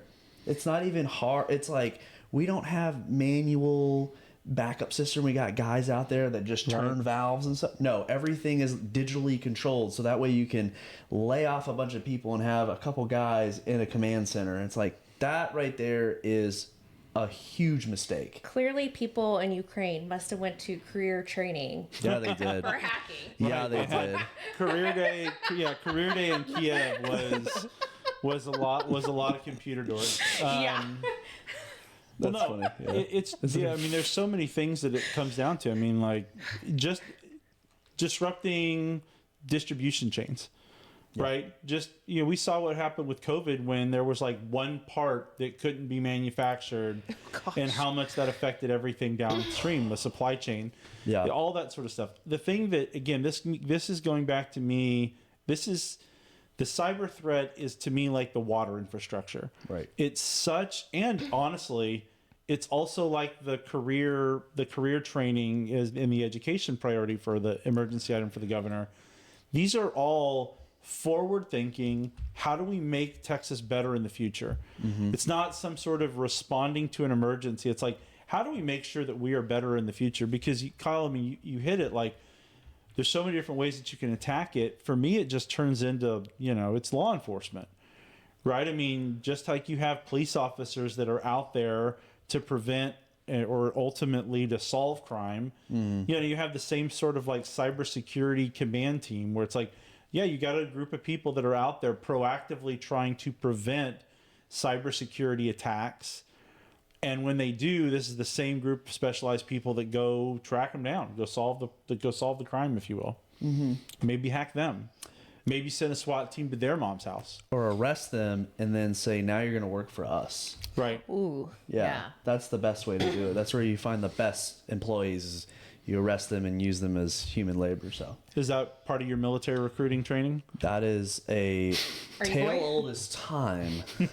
Are you going to Ukraine starting to No. recruit him from Ukraine? This is why Kyle, they used to put 6-pack of beers in the bed of guys' trucks and be like, well, the judge said you can either join the Navy or go to jail. They haven't done that in a long I time. kind of got this form here you can fill out if you want. They haven't done that in a very long time. We I've don't. got this QR code where you can come, work on a submarine. I never did anything illegal while being a recruiter. Oh, Y'all speaking can't see this, but both hands had his fingers crossed behind his laptop when he said that. So, speaking of QR codes, I did get a parking ticket while in Austin. And it's this long ticket. Okay, it's a legitimate ticket. Yeah. Yeah. I was like, ugh. It would be so easy if they just had a QR code on the ticket. Apple Pay them. and be done. Like, Yeah. no, it's like this whole long ticket. So and it's going like, back to cybersecurity, that's a massive risk. Like, here's the thing, like, people, and this is the thing about QR codes that people forget all the time. You can set up a QR code to download a virus onto your device. Yeah. This is a thing for me that I'm like, hey, here's one of those old NBCs, now you know, or G.I. Joe, knowing is half the battle. Yeah. Don't take pictures of random QR codes. I see Yes. these like TikTok or Instagram trends where people are wearing QR code T-shirts, and it's like, oh, you click on it and it's Trump dancing or it's a Rickroll. Man, a random QR code could very easily be downloading a virus onto your computer. So I hear what you're saying. I think we need to stop people from just clicking on random QR codes more often than what we do. well, I guess they won't get that parking ticket paid. Yeah. Just kidding. This is Just go to the this is city Chris- website, pay your ticket, Yeah. or you're going to be a fugitive. Sounds like a Leslie move. Ooh. Go talk to one of your buddies in the legislature and get it expunged, or Pretty sure it's $20 go down there, call Greg. for $20. Call Greg and be So- like, hey, Why did you get I mean, were you like didn't pay the meter, or is just like you were handicap spot? You probably parked in a handicap spot. No, didn't you? no. So I Yeah. was off. I was shopping, mm, and I guess I did not pay attention to the blocked times when it was. Yeah. too excited about the shopping. Yeah, I was very excited about the He shopping. does have nice shopping down in Austin. Yeah, just Well, killing the vibes. when you get arrested for not paying your ticket, Oh. Abbott's ahead of you on bail reform. There you Damn, go. which is where we're Bam, going yeah. next, right? That was I was So- trying to do a cool. Yeah, that Yeah. was, man, producer That Kyle. was perfect. Producer Kyle's got it nailed. Bail reform. So, one of the things Shelby talked about earlier was the woman that the mother was there that had the daughter that was murdered by somebody that was out on bail, right, for a murder. Yeah. So bail reform, and this is something that's always kind of perplexed me, because the left really, really likes to make it easy for people to not go to jail. I mean, I've already heard a slew of alleged experts saying that Abbott's bail reform, where certain crimes you're just not eligible, oh, that's unconstitutional. Can't possibly do it. You can't possibly deny somebody bail based upon what they're charged for. Yeah, which is wild. I mean, That's a wild argument to make, but it's also, I mean, I understand the argument that if you have a bail system that's based upon money, that, if you're rich, obviously it's not as much of an issue. But on the Right. flip side, I need somebody to give me a better solution. Like, what is a better solution from a bail standpoint than having to put money up to post bail? Like, what else can we do? public punishment. Well, but that's not bail, though, right? You already have to be found guilty for the public punishment part. Sure, I'm just saying. Just side note. Just bring back public punishment, public execution. People will straighten up. Serious. A lot of people have never seen that in life, and they're like, so they think it's all a game, and it's like, no, dude, like this is for real. And of course, we don't. People sit on death row for how long, and how many cases do they bring back to the courts? They just sit there forever, and it's like, bro, you've hacked like 15 people apart. Like, it's time for you to go. Boom, you heard it here first, folks. Kyle is anti-hacking people I have a up. constitutional right to what? Shut up. No, you don't. Anyways, I'll never Tell be a us really how- sheriff. yeah. Or, Well- or a criminal defense attorney. I'll be like, yeah, so I've reviewed your case and I think you are guilty. I'm going to go tell the judge that. Like, But you know what? Like, we're joking, but part of this, I think, is kind of the governor's rationale. right. Right? Look, there are some offenses that somebody is going to commit, or that somebody is going to be charged with, that person is such a threat to the rest of society, Right. or they pose such a potential threat to the rest of society, that, hey, you have a right to a speedy trial. Sure. Let's go that route, but you don't necessarily get bail. And again, this is the thing that's so frustrating about the Democrat position on it. Okay, let's say you want them to be able to get bail. You opposed Governor Abbott's idea that certain offenses there is no bail. They're going to be allowed to post bail and get out of jail. What else can you put up other than money? Right? I mean, what else can somebody do to put themselves on the hook to where if they don't show up to the hearing, if they don't show up to trial, if they do flee, that you've got something to hold them to. Yeah. And I feel like Greg Abbott during this was very specific, and I think it was during bail reform, where he was like, if you're here illegally, and you're, committing these terrible crimes, like, goodbye. We are getting your ass out of here. I don't know why anybody that's here illegally should get to post bail. Right. You're already here illegally. And we got you. We got you on an offense. And look, we still have due process, innocent until proven guilty. But you've already been arrested. We have you. You are in custody. You might ultimately be innocent of the eventual, of whatever you're charged with. But you're in custody, and we know that you're here illegally. In what sane world does that person just kind of get released back out again?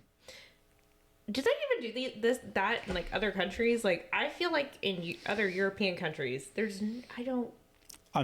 be honest with you, I'm not sure. I am not a fan of looking at other countries to decide how America should handle things. Right. I just don't think, just for me, from a pure logical sense, if somebody's here illegally and they are in your custody, why would you release them? They remain in your custody. And if they're not guilty of whatever the crime is, they're still deported because you've apprehended somebody that's here illegally. Right. And you didn't have to go raid their house for it. You just found them. Yeah, and I think there's like a give, like, let's say you they're illegal and they, were in a bar fight or something like that. It's like, do you go through the process of like getting them guilty and charging them? In that situation, I'd be like, no, let's just get rid of, you know what I'm saying? But if they murdered somebody, it's like, with a porous border, you let pretty much none of them go. But like once the border's secure, now you have a different situation. Yeah, that's kind of crazy. Well, and one thing a lot of people don't talk about, and of course this, is that we have these crime statistics, but a lot of those crime statistics are committed by the same people. Right. To the point where, like, the cops know. You think about it, if you are a cop in Dallas and all the millions of people that live there, you know these people by name. You see them. You're like, they're like, hey, this guy is my biggest issue in these blocks. Like, it's like, that's crazy to think about. And they're just in and out on a churn where they know, like, oh, got to go to processing. Yeah, I know right where I got to go right down this hall. Now I got to go here. Now I got to sit there. It's just like, dude, this is not, you know what I'm saying? Or homeless people, hey, it's freezing temperatures out. Let me go throw a brick through a window. Right. It's a big enough offense. Now they got 3 squares and a warm bed. Right. It's like, not a great answer for them, but it's the bail reform. You're right. What else do you put up to do it? And it's not like, let's say you have a family member, I'll vouch for them, but it's like, okay, cool, you're going to vouch for them, but then like once they reoffend, do we put you in jail? Yeah, exactly. Like there's really no great answer. And I don't think the Democrats really make a great argument. And it's hard for me to understand how they continue to make this argument when it's their voters, specifically Democratic voters, that are affected by these laws the most negatively, with the repeat offenders violating and attacking and abusing the people in their own neighborhoods. Right. It's just it's like they're like like an abused person that's like, well, do you not love me? You haven't hit me today. Like, they're just like, they need the attention or something. It's just something wild. Well, the reason is, and we talked about this before, because the Republican messaging on it is so bad. Yeah, we have talked about that a lot. The left, look, the Democrat reasoning is so easy, and it feels right, because all you have to do as a Democrat is show some snot-nosed kid from Southlake who, committed an SA or something like that, and is out on, parole, or is out on bond, or out on bail because mom and dad could come up with the $1 million that's needed for that person to get out. Meanwhile, some poor Hispanic kid from the barrio is in jail, can't get out because his family can't post the $1,000 of bail that he needs to get out for whatever, he was arrested for. That's so easy to compare and say, well, that's not fair. Just because his parents are rich and his parents are poor, you're able to buy a different justice system. It's an easy argument to make. Republicans have not done a good job of countering that by saying, well, yeah, but we have to have something to prevent violent offenders from repeating their crimes, for fleeing the law if they're let out of jail. Like, is it unfair that the kid in Southlake can afford it? Yeah, probably. I think But so. also, give me examples of the kid that's parents are bailing him out for $1 million, going out and committing that crime over and over and over again. Because what I can absolutely show you is the violent criminal that got let out with no bail, cashless bail, and is out there repeat offending that same violent crime or that same robbery, theft, whatever the case may be. Republicans don't message on that. Well, they just do a terrible job of showing the alternative. Well, they get weak-kneed, and I think over the coming years this will change because, Republicans really have found a backbone since 2020 with all the different issues, right? And I think the Democrats have lost a lot of ground on that. But really, the best reform on the entire issue is just don't give people bail that commit violent crimes. Then that's the governor, right? That's part of the governor's bail reform. There are certain people and certain offenses that you just don't get bail. Yeah, and I think that's reasonable. I don't. It's like, hey, if you, if you have, domestic disputes and people are injured. It's like, okay, it's Friday night. Okay, you see the judge on Monday. You get bail, which is like your bond is at $100,000. You go to a bail bondsman, it's 10%, $10,000, and then they cut a deal and you give them your pink slip, and now you're right back in the home. Did you really cool down? Probably not. So here's something to consider. What if we had separate facilities for people that were in jail that couldn't post bail, right? Because we have jail, which Right. is you're guilty of a crime, right? We have state prisons. That's different because we're talking That's about like the big boy one, This is right? like the William Cat Williams. Prison and Right. jail aren't the same, baby. right, and he's right, right? But here's the thing, and I'm saying this as somebody that has, taught a class on jail and liabilities and things that can go wrong Sure. for cities and counties running jails. You have some people that are in jail that's their punishment, right? They're spending 6 months in county jail because they committed X, Y, Z offense, right? They're not going away to a state prison, but they're still a bad hombre, as one would say, and they're in the county jail. Mm-hmm. And so if you're being kept in jail, but you haven't been convicted, but you're only in jail because you haven't been able to post bail, well, what if there is and I know this isn't going to be popular, what if there is a nicer facility that you're staying in where you don't have to worry about some of the, violent or dangerous people that are in jail, Right. but you're just basically being held. It kind of like how they have like some of the Scandinavian prison systems where it's more of a campus than it is necessarily a jail. You're still there. You still don't get to go home and go to Whataburger or whatever. You're still confined in that space, but it's not as harsh of a place. I actually agree with that because maybe I think there's opportunities to kind of like rehabilitate people. Yeah, like, put them to work in a factory. I think we should make a big factory. Well, I think for prisons for sure. Yeah. That's real hell, not being able to have Whataburger. That right there is just like, that's the worst part of it all. But yeah, I think that would I be think good. that's why Luca's the most upset about his trade is he's going to be out in California now. Yeah, and I think he just closed on a house too. Like the week before, I think he closed on a house. Hey, that's good for y'all's industry though, right? Someone's going to get to resell that thing. Yeah, I'm probably not going to be first in line to sell the $6 million house, but Not with that attitude. yeah, right. No, Yeah, no, that's we're it. gonna go knock on his door tonight and be like, "Hey, hey, he owns a Pomeranian." Wow. Okay, there you go. There's your in.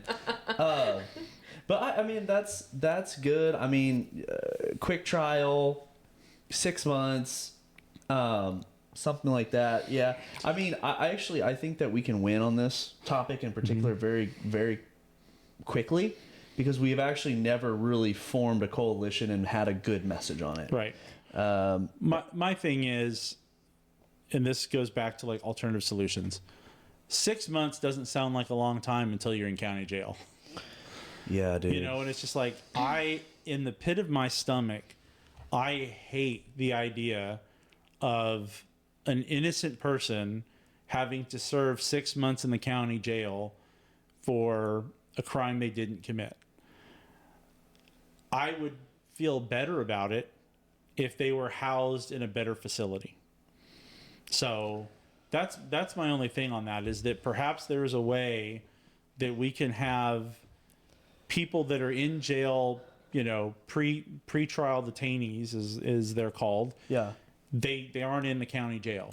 So you think part of the argument of why we need to have cashless bail or whatnot is like part of their opponent's argument is that they're not in a good living situation while they wait for their trial right? Is that what you're saying? Well, yeah, they're in jail. Like they're serving the ultimate penalty that they would have, or they're starting to serve that penalty prior to being convicted. Right. And so the idea is like, well, the only reason that you would hold them there is because they would either be a flight risk or they would be a continued danger to society as a whole. Right. If we want to still have bail for certain offenses that we've talked about doing, that's fine. Sure. But if there are certain offenses that we're going to say like full stop, you don't get bail. Like if you commit this murder, you are staying incarcerated until you go to trial. Yeah. And so it's totally reasonable. Perhaps if we're Yeah. going to take that position, it makes sense to say, okay, well, instead of you being in jail, you are in this pretrial detainee campus. I love it. I think that's a great idea. I think over the years we've tried to make jail a little bit more productive, more and more and more. They could go to the career training opportunities. Well, so again, I think a lot of times you guys are thinking more of prison than jail, Probably. right? Because our prisons have that for sure. Like a lot colleges and all that good stuff. yeah, but- they're training. A lot of times your county jails don't. right. I mean, because you have to remember, in the state of Texas, like we live in Dallas, we have a huge county jail. yeah. There are counties in Texas that still have 4-cell jails, Yeah. or you know, like one of my clients With like the big old key ring. right. I mean, I've got I'm just thinking of like a Western, you're being- Western style jail. that's you're not far off. I mean, we still have, because they just don't have a population to support it, right? Sure. Like, Yeah. They don't need I to. have, you know, representing counties. I have some counties that have like a 200-cell jail, and another one that's a 60-cell jail, and we have some that are literally like 4 cells, and that's all you got. Yeah. Like the jail, which is the county, and sometimes the cities have jails. Those are way different throughout the state. So, you know, you wouldn't be able to have every county having like a special pretrial detainee, but maybe it's regional, right? Kind of like we do with the prison system. Like we have regional pretrial detainee centers where they stay in advance of trial if they're not eligible for bail.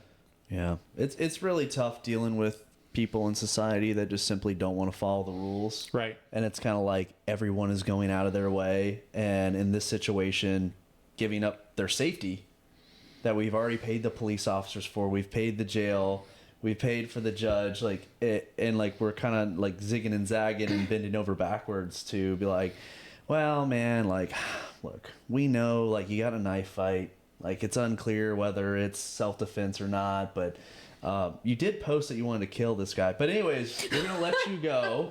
And will you be good while you're out? Right. And then they got a rap sheet over the Yeah. years like this long. And it's like, obviously this person's not going to behave. Correct.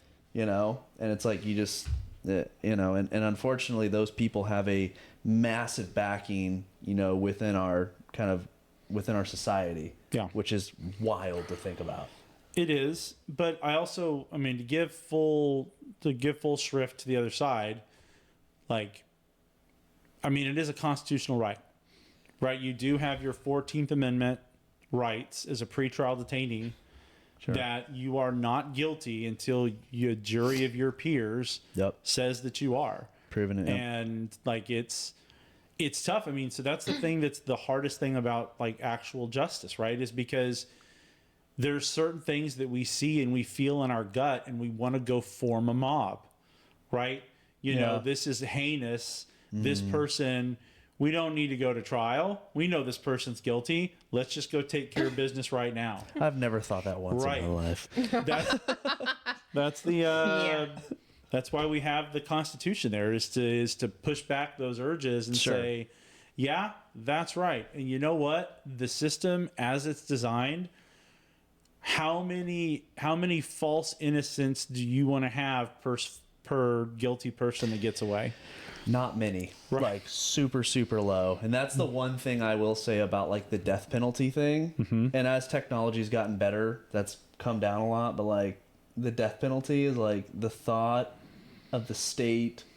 Like if you put yourself in that person's position, you're being found guilty for something you didn't do, and then you're like laying down on a bed and they're like injecting you. Like that's a wild thought. Like that's a crazy, scary thought. Even if you just get hauled away, your life is over with, and it's like, I literally didn't do it, and everyone else in the jail saying, I didn't do it. Right. I'm innocent. But what if they were legitimately innocent? That's what I'm saying. Yeah. Like that's a scary thing. So I'm all about trials and having, representative and all that good stuff. But I mean, I just had an incident with someone that's, mentally unstable. They have every issue in the world, threatening people, saying weird things. They go to jail for 2 weeks. They finally get out.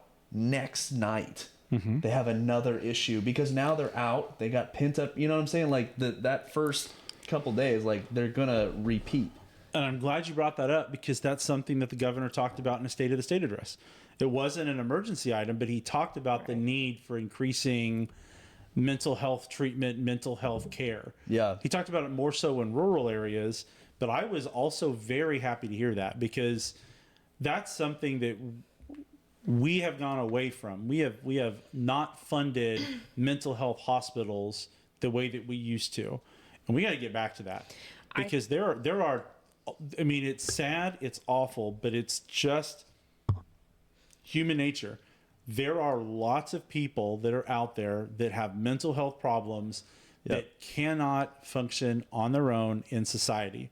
And it is cruel to them, and it's unfair to the rest of society that there is not a humane place for those people to live where they're getting the care that they need and they're not putting the general public at risk. I mean, I think that's so much needed now, especially after COVID and like what people went through during COVID of being shut down. And a lot of people did struggle like with mental health, during those times. I've never drank so much. Like it was just out of boredom. Like it was just like, I mean, you're gonna drink and play video games. Like, you work out every day, but it's just like, damn. So, but anyways, I think those were the biggest points of the State of the States. Those were the 7 emergency items that the governor had. So I encourage you, look into those things. Again, the importance of those items is that's what can be voted on in the first 60 days of the session. So bills can make it to the floor of the House, make it to the floor of the Senate, and actually be voted on within the first 60 days if they are related to the governor's emergency items. Mm-hmm. So we've spent some time talking about the governor's emergency items, some maybe like related issues. That only matters to you as a voter in the extent that you can make some sort of impact on that. And so that's part of the reason why we wanted Shelby to be here, is because you have done a really great job of managing relationships with your elected officials up in Collin County. That being so important to actually being able to advocate for pieces of legislation or make changes to proposed legislation. I was hoping that you could kind of talk with our audience a little bit about what you do, how you would suggest building those relationships with your elected officials. Well, I guess for starters, I do want to say I started off as a precinct chair, and kind of how I started building relationships was I reached out to, after the primary. I convinced her to be a precinct chair. Yes. There you go. I reached out to, can I say names? You're welcome to. Okay. So Matt Sheen's my representative. I reached out to Matt Sheen and I was like, can we do a dog adoption in my precinct? Like, legit, let's do a dog adoption. I was like, I noticed like there's a pack of some sort that advocates for, you know, animals, that supports you. Let's rope them in. Like, I think it'll be a great way to engage voters. And it was really good. We had a lot of new, you know, we had new faces show up. I had my friends show up. And I think like doing that kind of started kicking it off. Like, I feel like that was the kickoff of like, hey, like, I'm someone to take serious. You know, I'm trying to help y'all, help me, help y'all, right? And from there, I, you know, got in touch with all the other Collin County reps and made sure to introduce myself. And I also made sure to, like, let them know, like, what I do for a living, right? Sure. If there's anything I can help on, like, any sort of real estate type of things, to let me know. But, yeah. So, in leading up to that event, was that the first time that you had made contact with Matt Sheen? If I've contacted his office before, it may have been like a while back. So, I mean, and just for people, it's not like you had a pre-existing relationship with him. Correct. You reached out to him in his office about having this sort of event as a precinct chair. Correct. How did you get in touch with him? My county chair. Perfect. Yeah. I mean, look, I'm saying this stuff because this matters. If you're out there and you want to make these connections, going to your county party to help get in touch with one of your elected officials, great way to do that. Right. Reaching out to your precinct chair, great way to do that. Yeah. I mean, it was a great introduction. I actually reached out to like a lot of our local officials too, like our county judge, our, you know, different people on county commissioner. Mm-hmm. And some of them, like, I've simply like just DM'd on Facebook and they'll respond. I mean, as long as you just are like, hey, I have a general question. Like, can you please explain this to me? Or is this a concern? I mean, it's been like really great to, you know, learn more. But yeah, some of the times I just DM on Facebook. Well, you were able to go down to Austin on opening day. Yes. And you were one of the treasured few that actually got to go inside the chambers to watch everything happen, right? Yes. How did you manage to do that? I walked into my representative's office and I told him he needed to repaint his office. I was like, I walked in there so judgy and was like, I don't like the wall color. But on a serious note, I did probably the most like realtor thing ever, which was I bought little gifts for all of the Collin County Republican reps. Right. So, it was Matt Shaheen, Jeff Leach, Candy Noble, Carissa Richardson, Angela Paxton. Mm-hmm. And it was just little gifts and just something like, hey, like, good luck on, you know, opening day, you know, just something nice, right? And I got a gallery ticket. There you go. And what's really cool is like when they started filing bills before that, I like went online and I read through some of the bills, mm-hmm.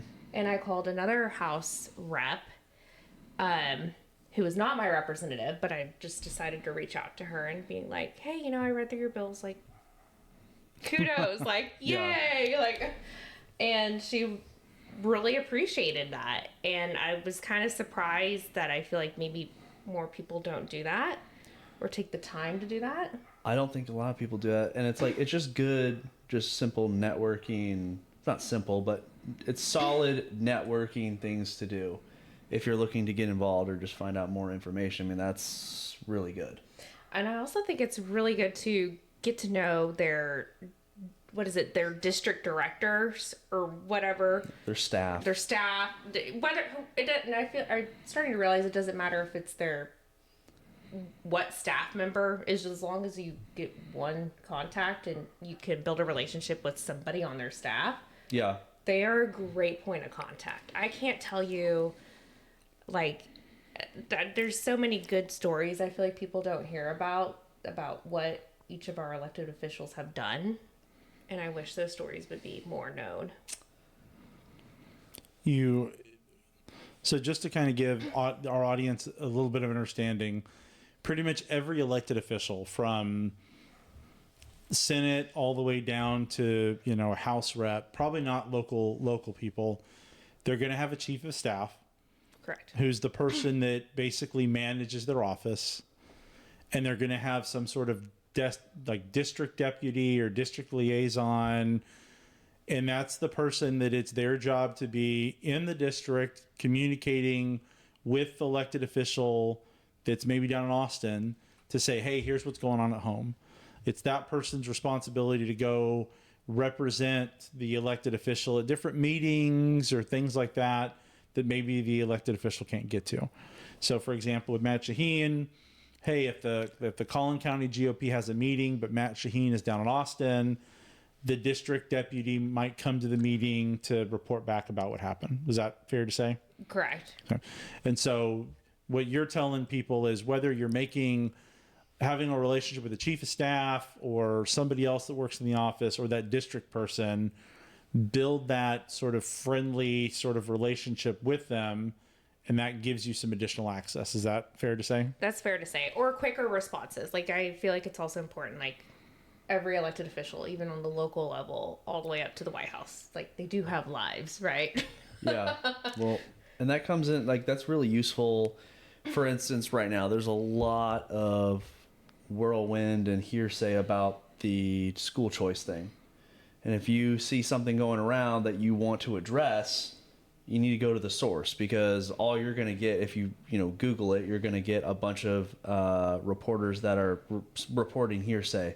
If you go to the source, what's actually being spoken about, you can really change a conversation on that. And I think it's, again, maybe have a better conversation. Have a better conversation about it. I mean, I think it's really important. I feel like our elected officials on all levels want to hear from more people, and I think it's important to reach out to them in legitimate ways, even if it is DMing them on Facebook. Like, I'm not somebody that's just going to go and start tagging them and stuff, right? That's not... Yeah, that's not effective. What do you mean by legitimate ways? Like, emailing them, calling their office. I think, again, just sliding into their DMs. Sliding into those DMs. But, like, I don't think, tagging them on social media post or... With a massive rant. Or typing email in all caps and no white spaces. Yeah. They're probably like, this is so hard to read. Yeah. That's not going to get a good response. They're probably just not even going to respond to that. And I think it's also important to, like, ask questions too. Well, one of the things that Kyle said earlier to me that sort of piqued my interest is you talked about just networking skills. So both of you are, in the real estate industry. There's a ton of networking that's involved in that. There's a ton of relationship building. How much of what you do professionally informs the way you interact with the elected officials? 110%. Like, basically, I just do what I do at work. Like, can you expand on that? Like, explain what that means. Like I said, for work, I'll give clients like little gifts occasionally, stop by, say hi. And then, on opening day, I stop by all their offices to give them little gifts. And I think also, when I talk to clients or whatever, it's, hey, if I can help you in any way, let me know. And I always try to, like, end the conversation. Like, is there anything I can help you with, right? Like, they heard me talk or my concerns, but it's like, hey, how can I help you too? Yeah. And your representative is probably going to be more apt to say, yes, in fact, I do need help with something. And it's, they're always up for re-election, right? Always. I mean, as soon as election day ends, the next day, it just started again, right? And so, like, you as a precinct chair or something, I mean, they're always going to try to expand their base, expand their network. get out the vote, register more people. I mean, just kind of the constant churn, meeting new local businesses and things of that. I mean, they're not going to shy away from, I think most people aren't, most representatives are not going to shy away from that.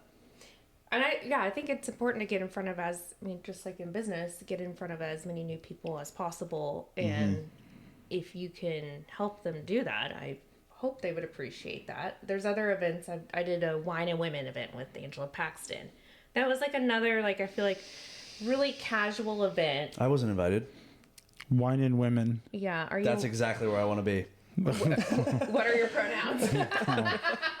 No pronouns anymore. Yeah. Executive order. Finally. Kyle would just be out in the parking lot offering to give people a ride home.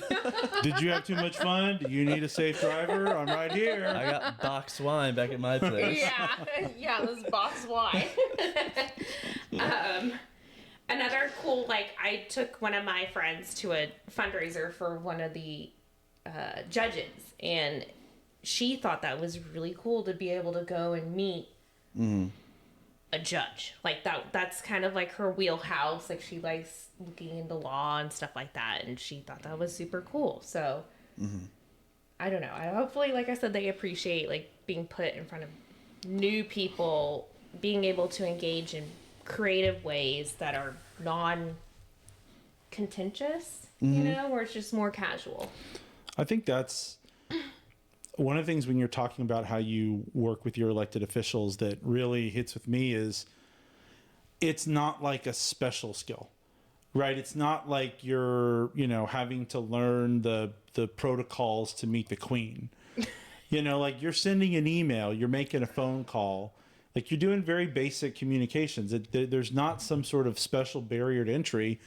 Anybody that's watching this can shoot an email to their house rep and say, hey, thank you for sponsoring this bill, or thank you for how you voted on this.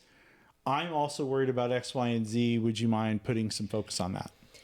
I think that is I think it's so important to, when you do write them, I also think it's important to let them know, you are my representative, right? You're not just mass emailing everybody. It's we're okay, who's your actual rep? Not to say I won't reach out to other house reps. I feel like I'm fine doing that, but my opinion probably doesn't, obviously won't weigh as heavy as somebody that actually lives in that district. Does that make sense? Oh, 100%. I think we say that all the time. It's if you're gonna reach out to anybody, if you complaining about a certain bill, if you have an input, yes to no, whatever, I would say reach out on a non-template format, right, to your representative. And I put my address, it's actually over Instagram.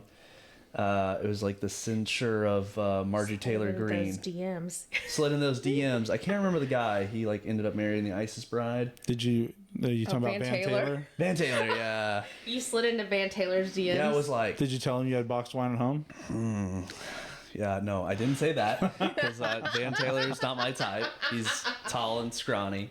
But anyways, and I put in there my address so they know, hey, I'm in this guy's district, right? Because I'm sure he got messages from all over the United States, about why he's trying to censure Marjorie Taylor Greene, right?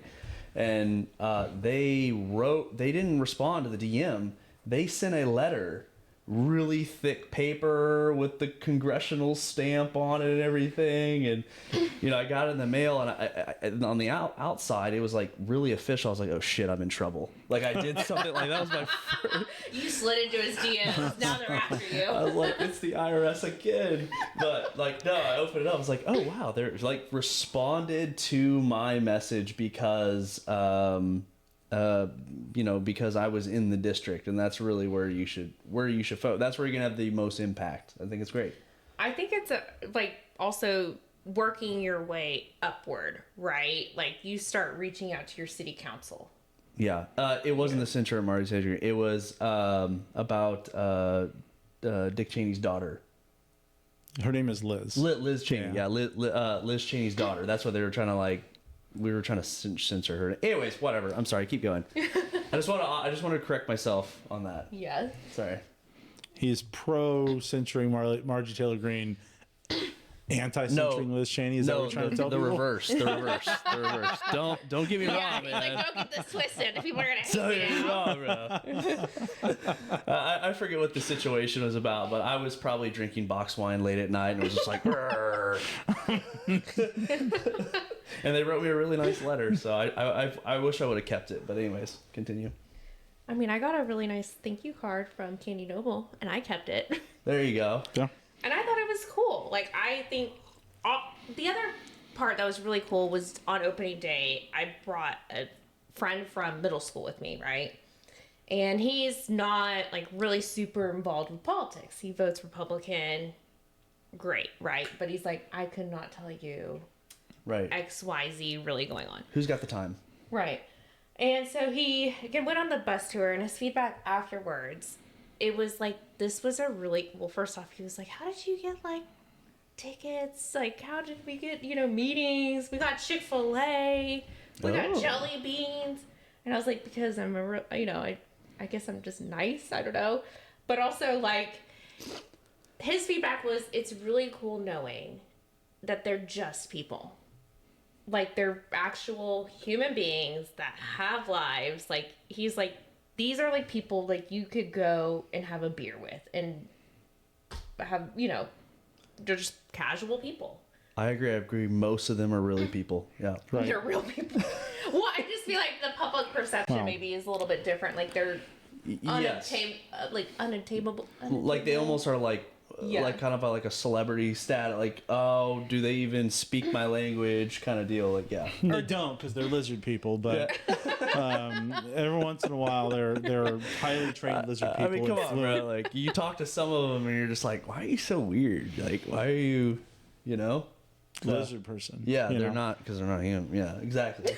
Well, one of the things, all lizard people aside, one of the things, Shelby, you brought up was talking to city council people. Yep. And whenever we think about reaching out to our elected officials, it's always your congressman, your senator, stuff like that. Literally, if there's something that matters to you, send an email to your city council member. Send an email to all the city council members. Like, because there are some cities, depending on where you live, that the city council members are what are called at large, which means they have to run everywhere in the city for their race. There's some places like Dallas where they're in places. So it's like certain neighborhoods are this city council member, and they split it up that way. Mm-hmm. Know how your city is. If you, like in Dallas, I'm in District 9. If I have something to say, I say it to my city council member in District 9. It might matter to her, it might not, but that's who I would go to. Right. If you live in, I believe, Plano, We're at Plano is at large. So if there's Yeah. something that matters to you in Plano, send an email to the mayor and all the city council members, because you're going to vote for all of them. You're a constituent of all of them. As a lawyer that represents cities and counties, that stuff gets tracked. I've used that to defend the city in federal lawsuits, where I have filed with the court, hey, they had a justification for denying this zoning request, right? Oh, they wanted to build warehouses next to a residential neighborhood. Well, Judge, there were 300 emails or letters that were submitted by local residents in opposition to the building of this warehouse. Yep. And so if you're a city council member, it's not arbitrary for you to say we're going to deny the warehouse, because you had 300 people that lived next door to it that said, no, we don't want it. Mm-hmm. So when you contact people like that, it can have an actual result. It can actually be evidence in support of certain things. And when you're in Austin, it's called political capital. Depending upon who you are, you have a certain amount of we'll just say political chips that you get to play with. And if you have a bunch of voters sending you emails and sending you letters and saying, look, I am really in support of pick your battle, right? They can go to their colleagues and say, look at all of the actual letters that I'm getting from voters in support of this. Yes. Or if they change their mind and say, look, I was originally all for cashless bail, But I received 150 emails and letters from my constituents opposing it. That's justification. That's political capital that they can use to say, I'm not voting for it. I've changed my mind based upon the outcry of my constituency. What's more cool, like when you go to the Capitol and you meet their staff like gives you their business cards and it has their staff's cell phone number on there. So you could just always, like when you meet them, shoot them a text of like, hey, it was nice to meet you. I look forward to working with y'all, or whatever the case may be. I feel like it's just good business marketing and development. And hopefully, like, when you build that relationship with all your elected officials, you may just get like a little bit more, they may value your opinion just a hair bit more, hopefully, that you're trying to help them. And ultimately your mission is to have a bigger impact, be more involved. They're going to lean on you without, at this point, they know you. And it's like, hey, we need to do X in this county or in this area. You're going to be one of those people that they hit up like, hey, can you help us put this together? And it's like, that was your whole original reason to come into this whole thing, was like, hey, I want to have an impact. I want to make a change. And they would be more than happy to do that with people they trust and know, especially when you make the effort to step forward and say, hey, like, I'm here to help. Right. It's great. And when you're being respectful and professional.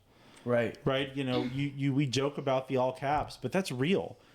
If all you're doing is sending all caps emails to your elected official, guess what? You have just put the black spot on you, for a lack of a better way to put it.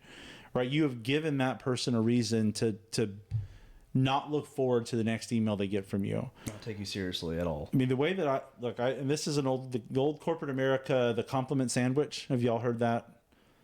No, because you probably didn't get stuck working in corporate America like I did for a while. This was something that we were taught as managers, that if you're going to bring somebody into your office to give them a criticism, you need to give them a compliment sandwich. Yeah. You need to tell them something good, give them their criticism, and tell them something good. I think it's silly. Soft parenting. But the logic of 2 goods to 1 bad is not bad logic. So if you're talking about your elected officials, if it's, I'll just say if it's Matt Shaheen, and I'm not endorsing anything, but I'm just saying, if you say, Matt, thank you for voting for David Cook, positive. Matt, thank you for putting forward legislation on, protecting Texas kids. That's another, two goods. Matt, I really need you to reconsider. I'd like for you to reconsider your vote or your position on this. Or, Matt, there's a bill that's passed. This is something, Kyle, you might be, we talked about this before, or Shelby and I have offline. The bills about, foreign adversaries cannot purchase Texas land. Right. Maybe you reach out to your elected official. You've given them 2 goods. You're saying, hey, there's this bill. I understand it meets our priority. Here's my concern with it. Yep. Yes. That's something that if you're giving them the 2 goods to 1 bad, they're more likely to listen to you because they believe you're being constructive. You're not just somebody that, I don't know, watched War Room, got fired up, fired off some emails. They didn't drink boxed wine and started sliding into their DMs with all caps. Listen, man, 2021 was a really tough year. Okay. That was pre-NW, right? Those were in the before Natalie days of War Room? No, she was poking around. She was Okay. showing up. She was still in college. But I will say this, that all that was definitely necessary, though.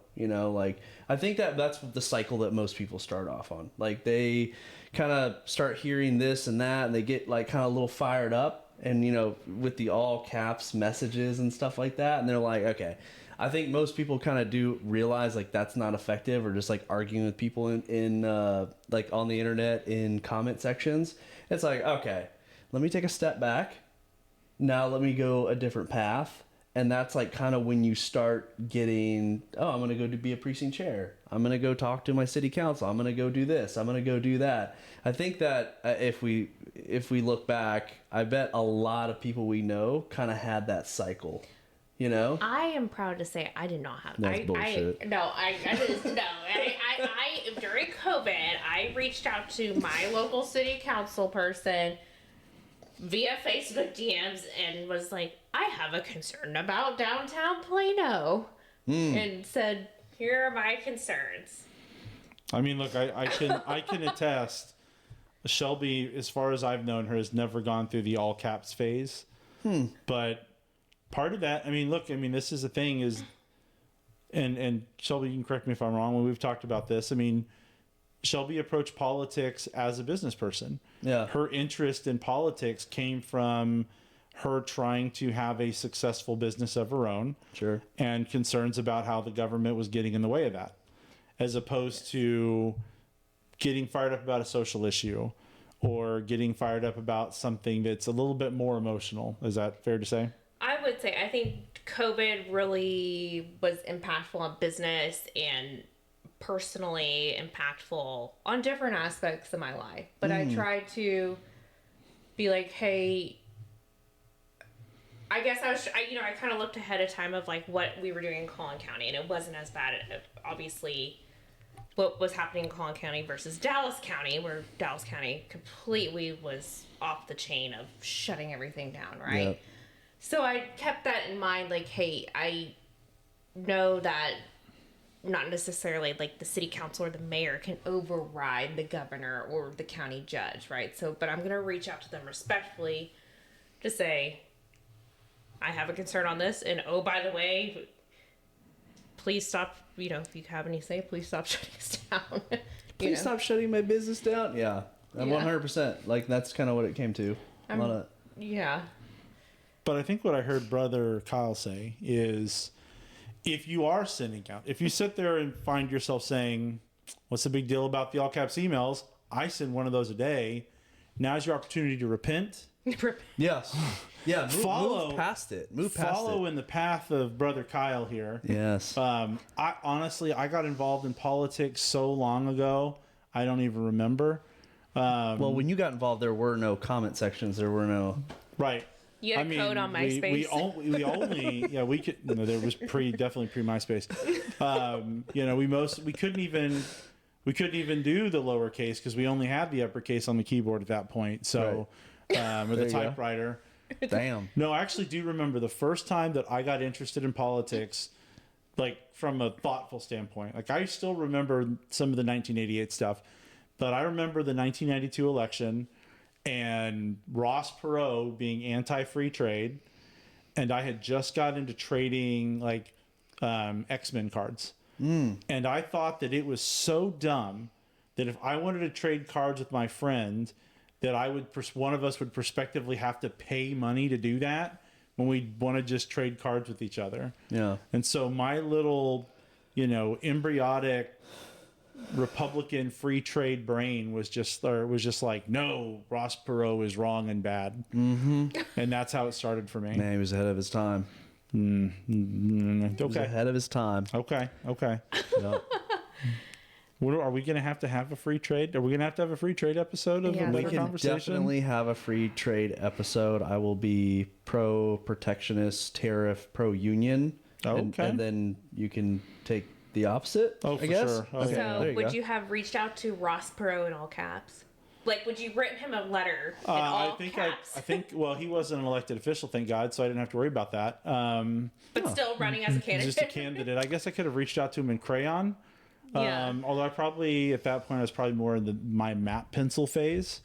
So maybe I would have reached out to him in map pencil. And it's like really bad cursive. It's back when they still taught cursive in schools. So I think that's probably what I would have done. Ooh, I have another recommendation. I feel like, so some of your elected officials, they put out newsletter emails. Mm-hmm. And I have to give Candy Noble props on this. She does a fantastic newsletter and goes into detail. She's really good at writing. And again, I don't live in her district, but I still subscribe because I just think it's like really informative. And I sometimes email back saying, great job. Like, I don't need her to respond every time I say great job, but like, I may just point out a couple of things like, hey, this was really great that you touched on these certain, things going on. And It's positive feedback. Just like you make a post and you get a bunch of likes and you're like, okay, cool. That's awesome. Yeah, because again, I think they don't. Sometimes I feel like they may not get really good positive feedback. No, I'm sure they don't. No, it's kind of like that review, like the Yelp review thing, where it's Yes. like people, like, I don't leave too many reviews, right? Unless the service is like way up here or it's way down here. Like, I'm never really leaving a review and it's like, okay, cool, you did your job, you know? And so I think that they probably get a lot more negativity in politics than they do positivity. Yeah. Yeah, I definitely agree on that. Well, and as somebody who read through some of their bills, I was like, yeah, great. Like, I don't know if they care or not, but like, good job. Like, way to go, team. My problem with the bills is that it's still they look like Navy messages. Like there's like and like it's a really hard to read. I'm Is like that Morse code? yeah, it's kind of Yeah. that's the sound effect on that one. But I'm like, why do you guys write it like this? It's really makes it really difficult to read on the phone and everything like that. It's just like, okay, you guys can type normally. Like we can move past the typewriter phase. So I'll tell you why it happens this way. Here we go. Oh no. So there is a requirement in the Texas. My understanding is there is a requirement in the Texas legislature that all bills have to go through essentially the briefing committee, the briefing group, which is made up of a bunch of lawyers. Yeah. And so they can probably send stuff that's written in English, and then the lawyers translate it into whatever it ends up looking like in the bill. Right. So that's why it all reads the same, but it all reads in very weird things. Makes sense. Because there's some lawyers that have to scrub through it before it actually gets presented. Yeah. Well, I'm proud to say if I ever submit like a resolution, I think I want to type it up in pink for them. Oh yeah. There you go. Yeah, like I'm sure that will make it.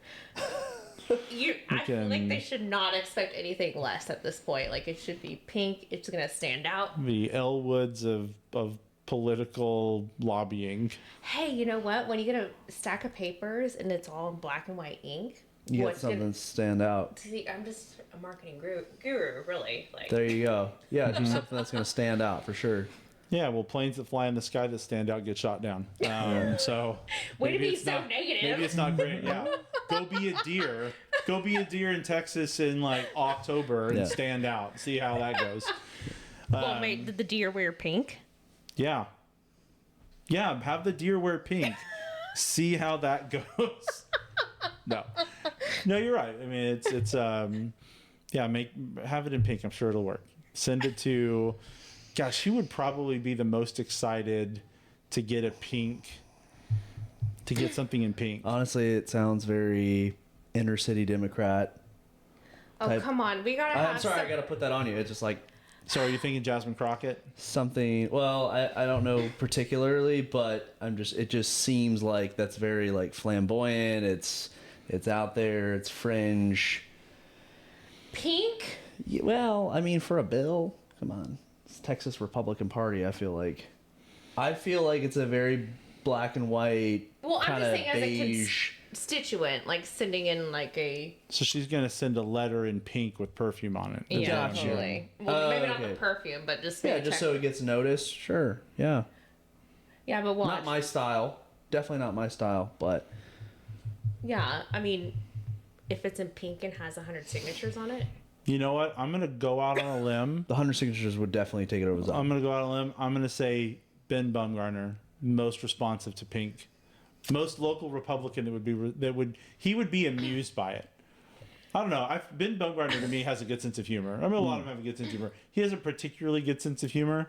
I don't remember if there was a period of time where him and the head of the YRs, the Texas YRs, had some sort of competition, and whoever lost had to shave their beard.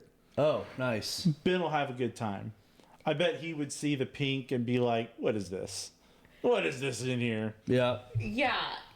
I mean, come on, you have to have a little bit of fun. I feel like you can't be totally 110% like You definitely serious, right? Like you No. gotta Well, have Shelby, fun. I'm gonna send out Valentines. Send a bunch of Valentines out. See how that goes What? to the elected officials. I'd like to receive a Valentine's. Oh. You heard that. Hey, everybody. Kyle wants needs some loving. Valentine's. Leave your Valentine's comments to this video to Kyle. Oh boy. Roses are red, violets are blue. I made it through the whole episode because we love you. Yeah. There it is. There you go. Wow. This is for Kyle. I'm just, look, it's fine. I quit my job and write cheesy Valentine's cards or Hallmark, whatnot. But no, Shelby, I appreciate you joining us here tonight. Thank you. Sharing us with your experience going down to the state of the state, talking Yes. through the issues, teaching people how to have a voice with their elected officials, which ultimately is what this country is supposed to be about. Yes. I just cannot stress. I think it's just so important to email them. If there's a concern, I email. Or if you're Kyle, slide into their DMs. I mean, I did slide into some DMs, but if it's a serious note, like where you were going to type a long message, probably email's best. Well, is there anything that people need to know about what y'all are doing in Collin County GOP? Things they can look forward to? Maybe people coming into town, dinners approaching. For Valentine's Day? Like, are you asking Come for on now. dinner No, reservations? for like- you guys have a party coming up, or do you you- have a big? I probably maybe- saw something about Ted Nugent or something. Oh, yes, that's right. you're going to kill me. You're like, Comms. what? She's comms. We'll spoon feed her if we have to. Yeah, come on. I'm like, Let's, what is going on? We'll edit all this, Kyle, to where Jesus. Terry and Shelby don't have to see their comms director. No, we're not editing this. This is staying in. No, just But, say- so tell us, is there anything coming up in Collin County that people should know about? Oh, we have a fabulous Lincoln Day dinner in March 20 something. 29th. Oh, there's the Instagram post I made. With Ted Nugent and Lieutenant Governor Dan Patrick. Dang. And it should be a great time. So if there's- I'm there, it's always going to be fun. So there's dinner tickets, there's VIP tickets, there's ticket packages, Buy a table. buy a table. Yeah, there's going to be items auctioned off.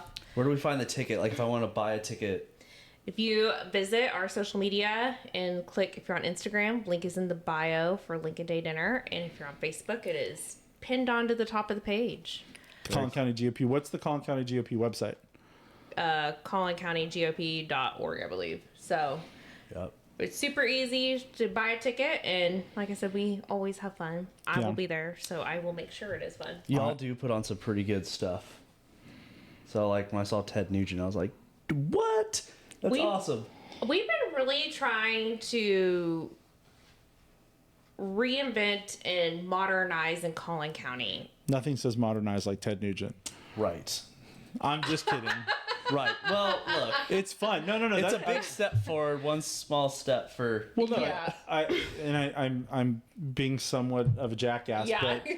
but no, but the modern part about that for me is like it's going to be a fun thing. Like you're not going to sit there and eat a rubber chicken and listen to another elected official. Like it's going to be a good time. The news is going to be there. You're going to be entertained.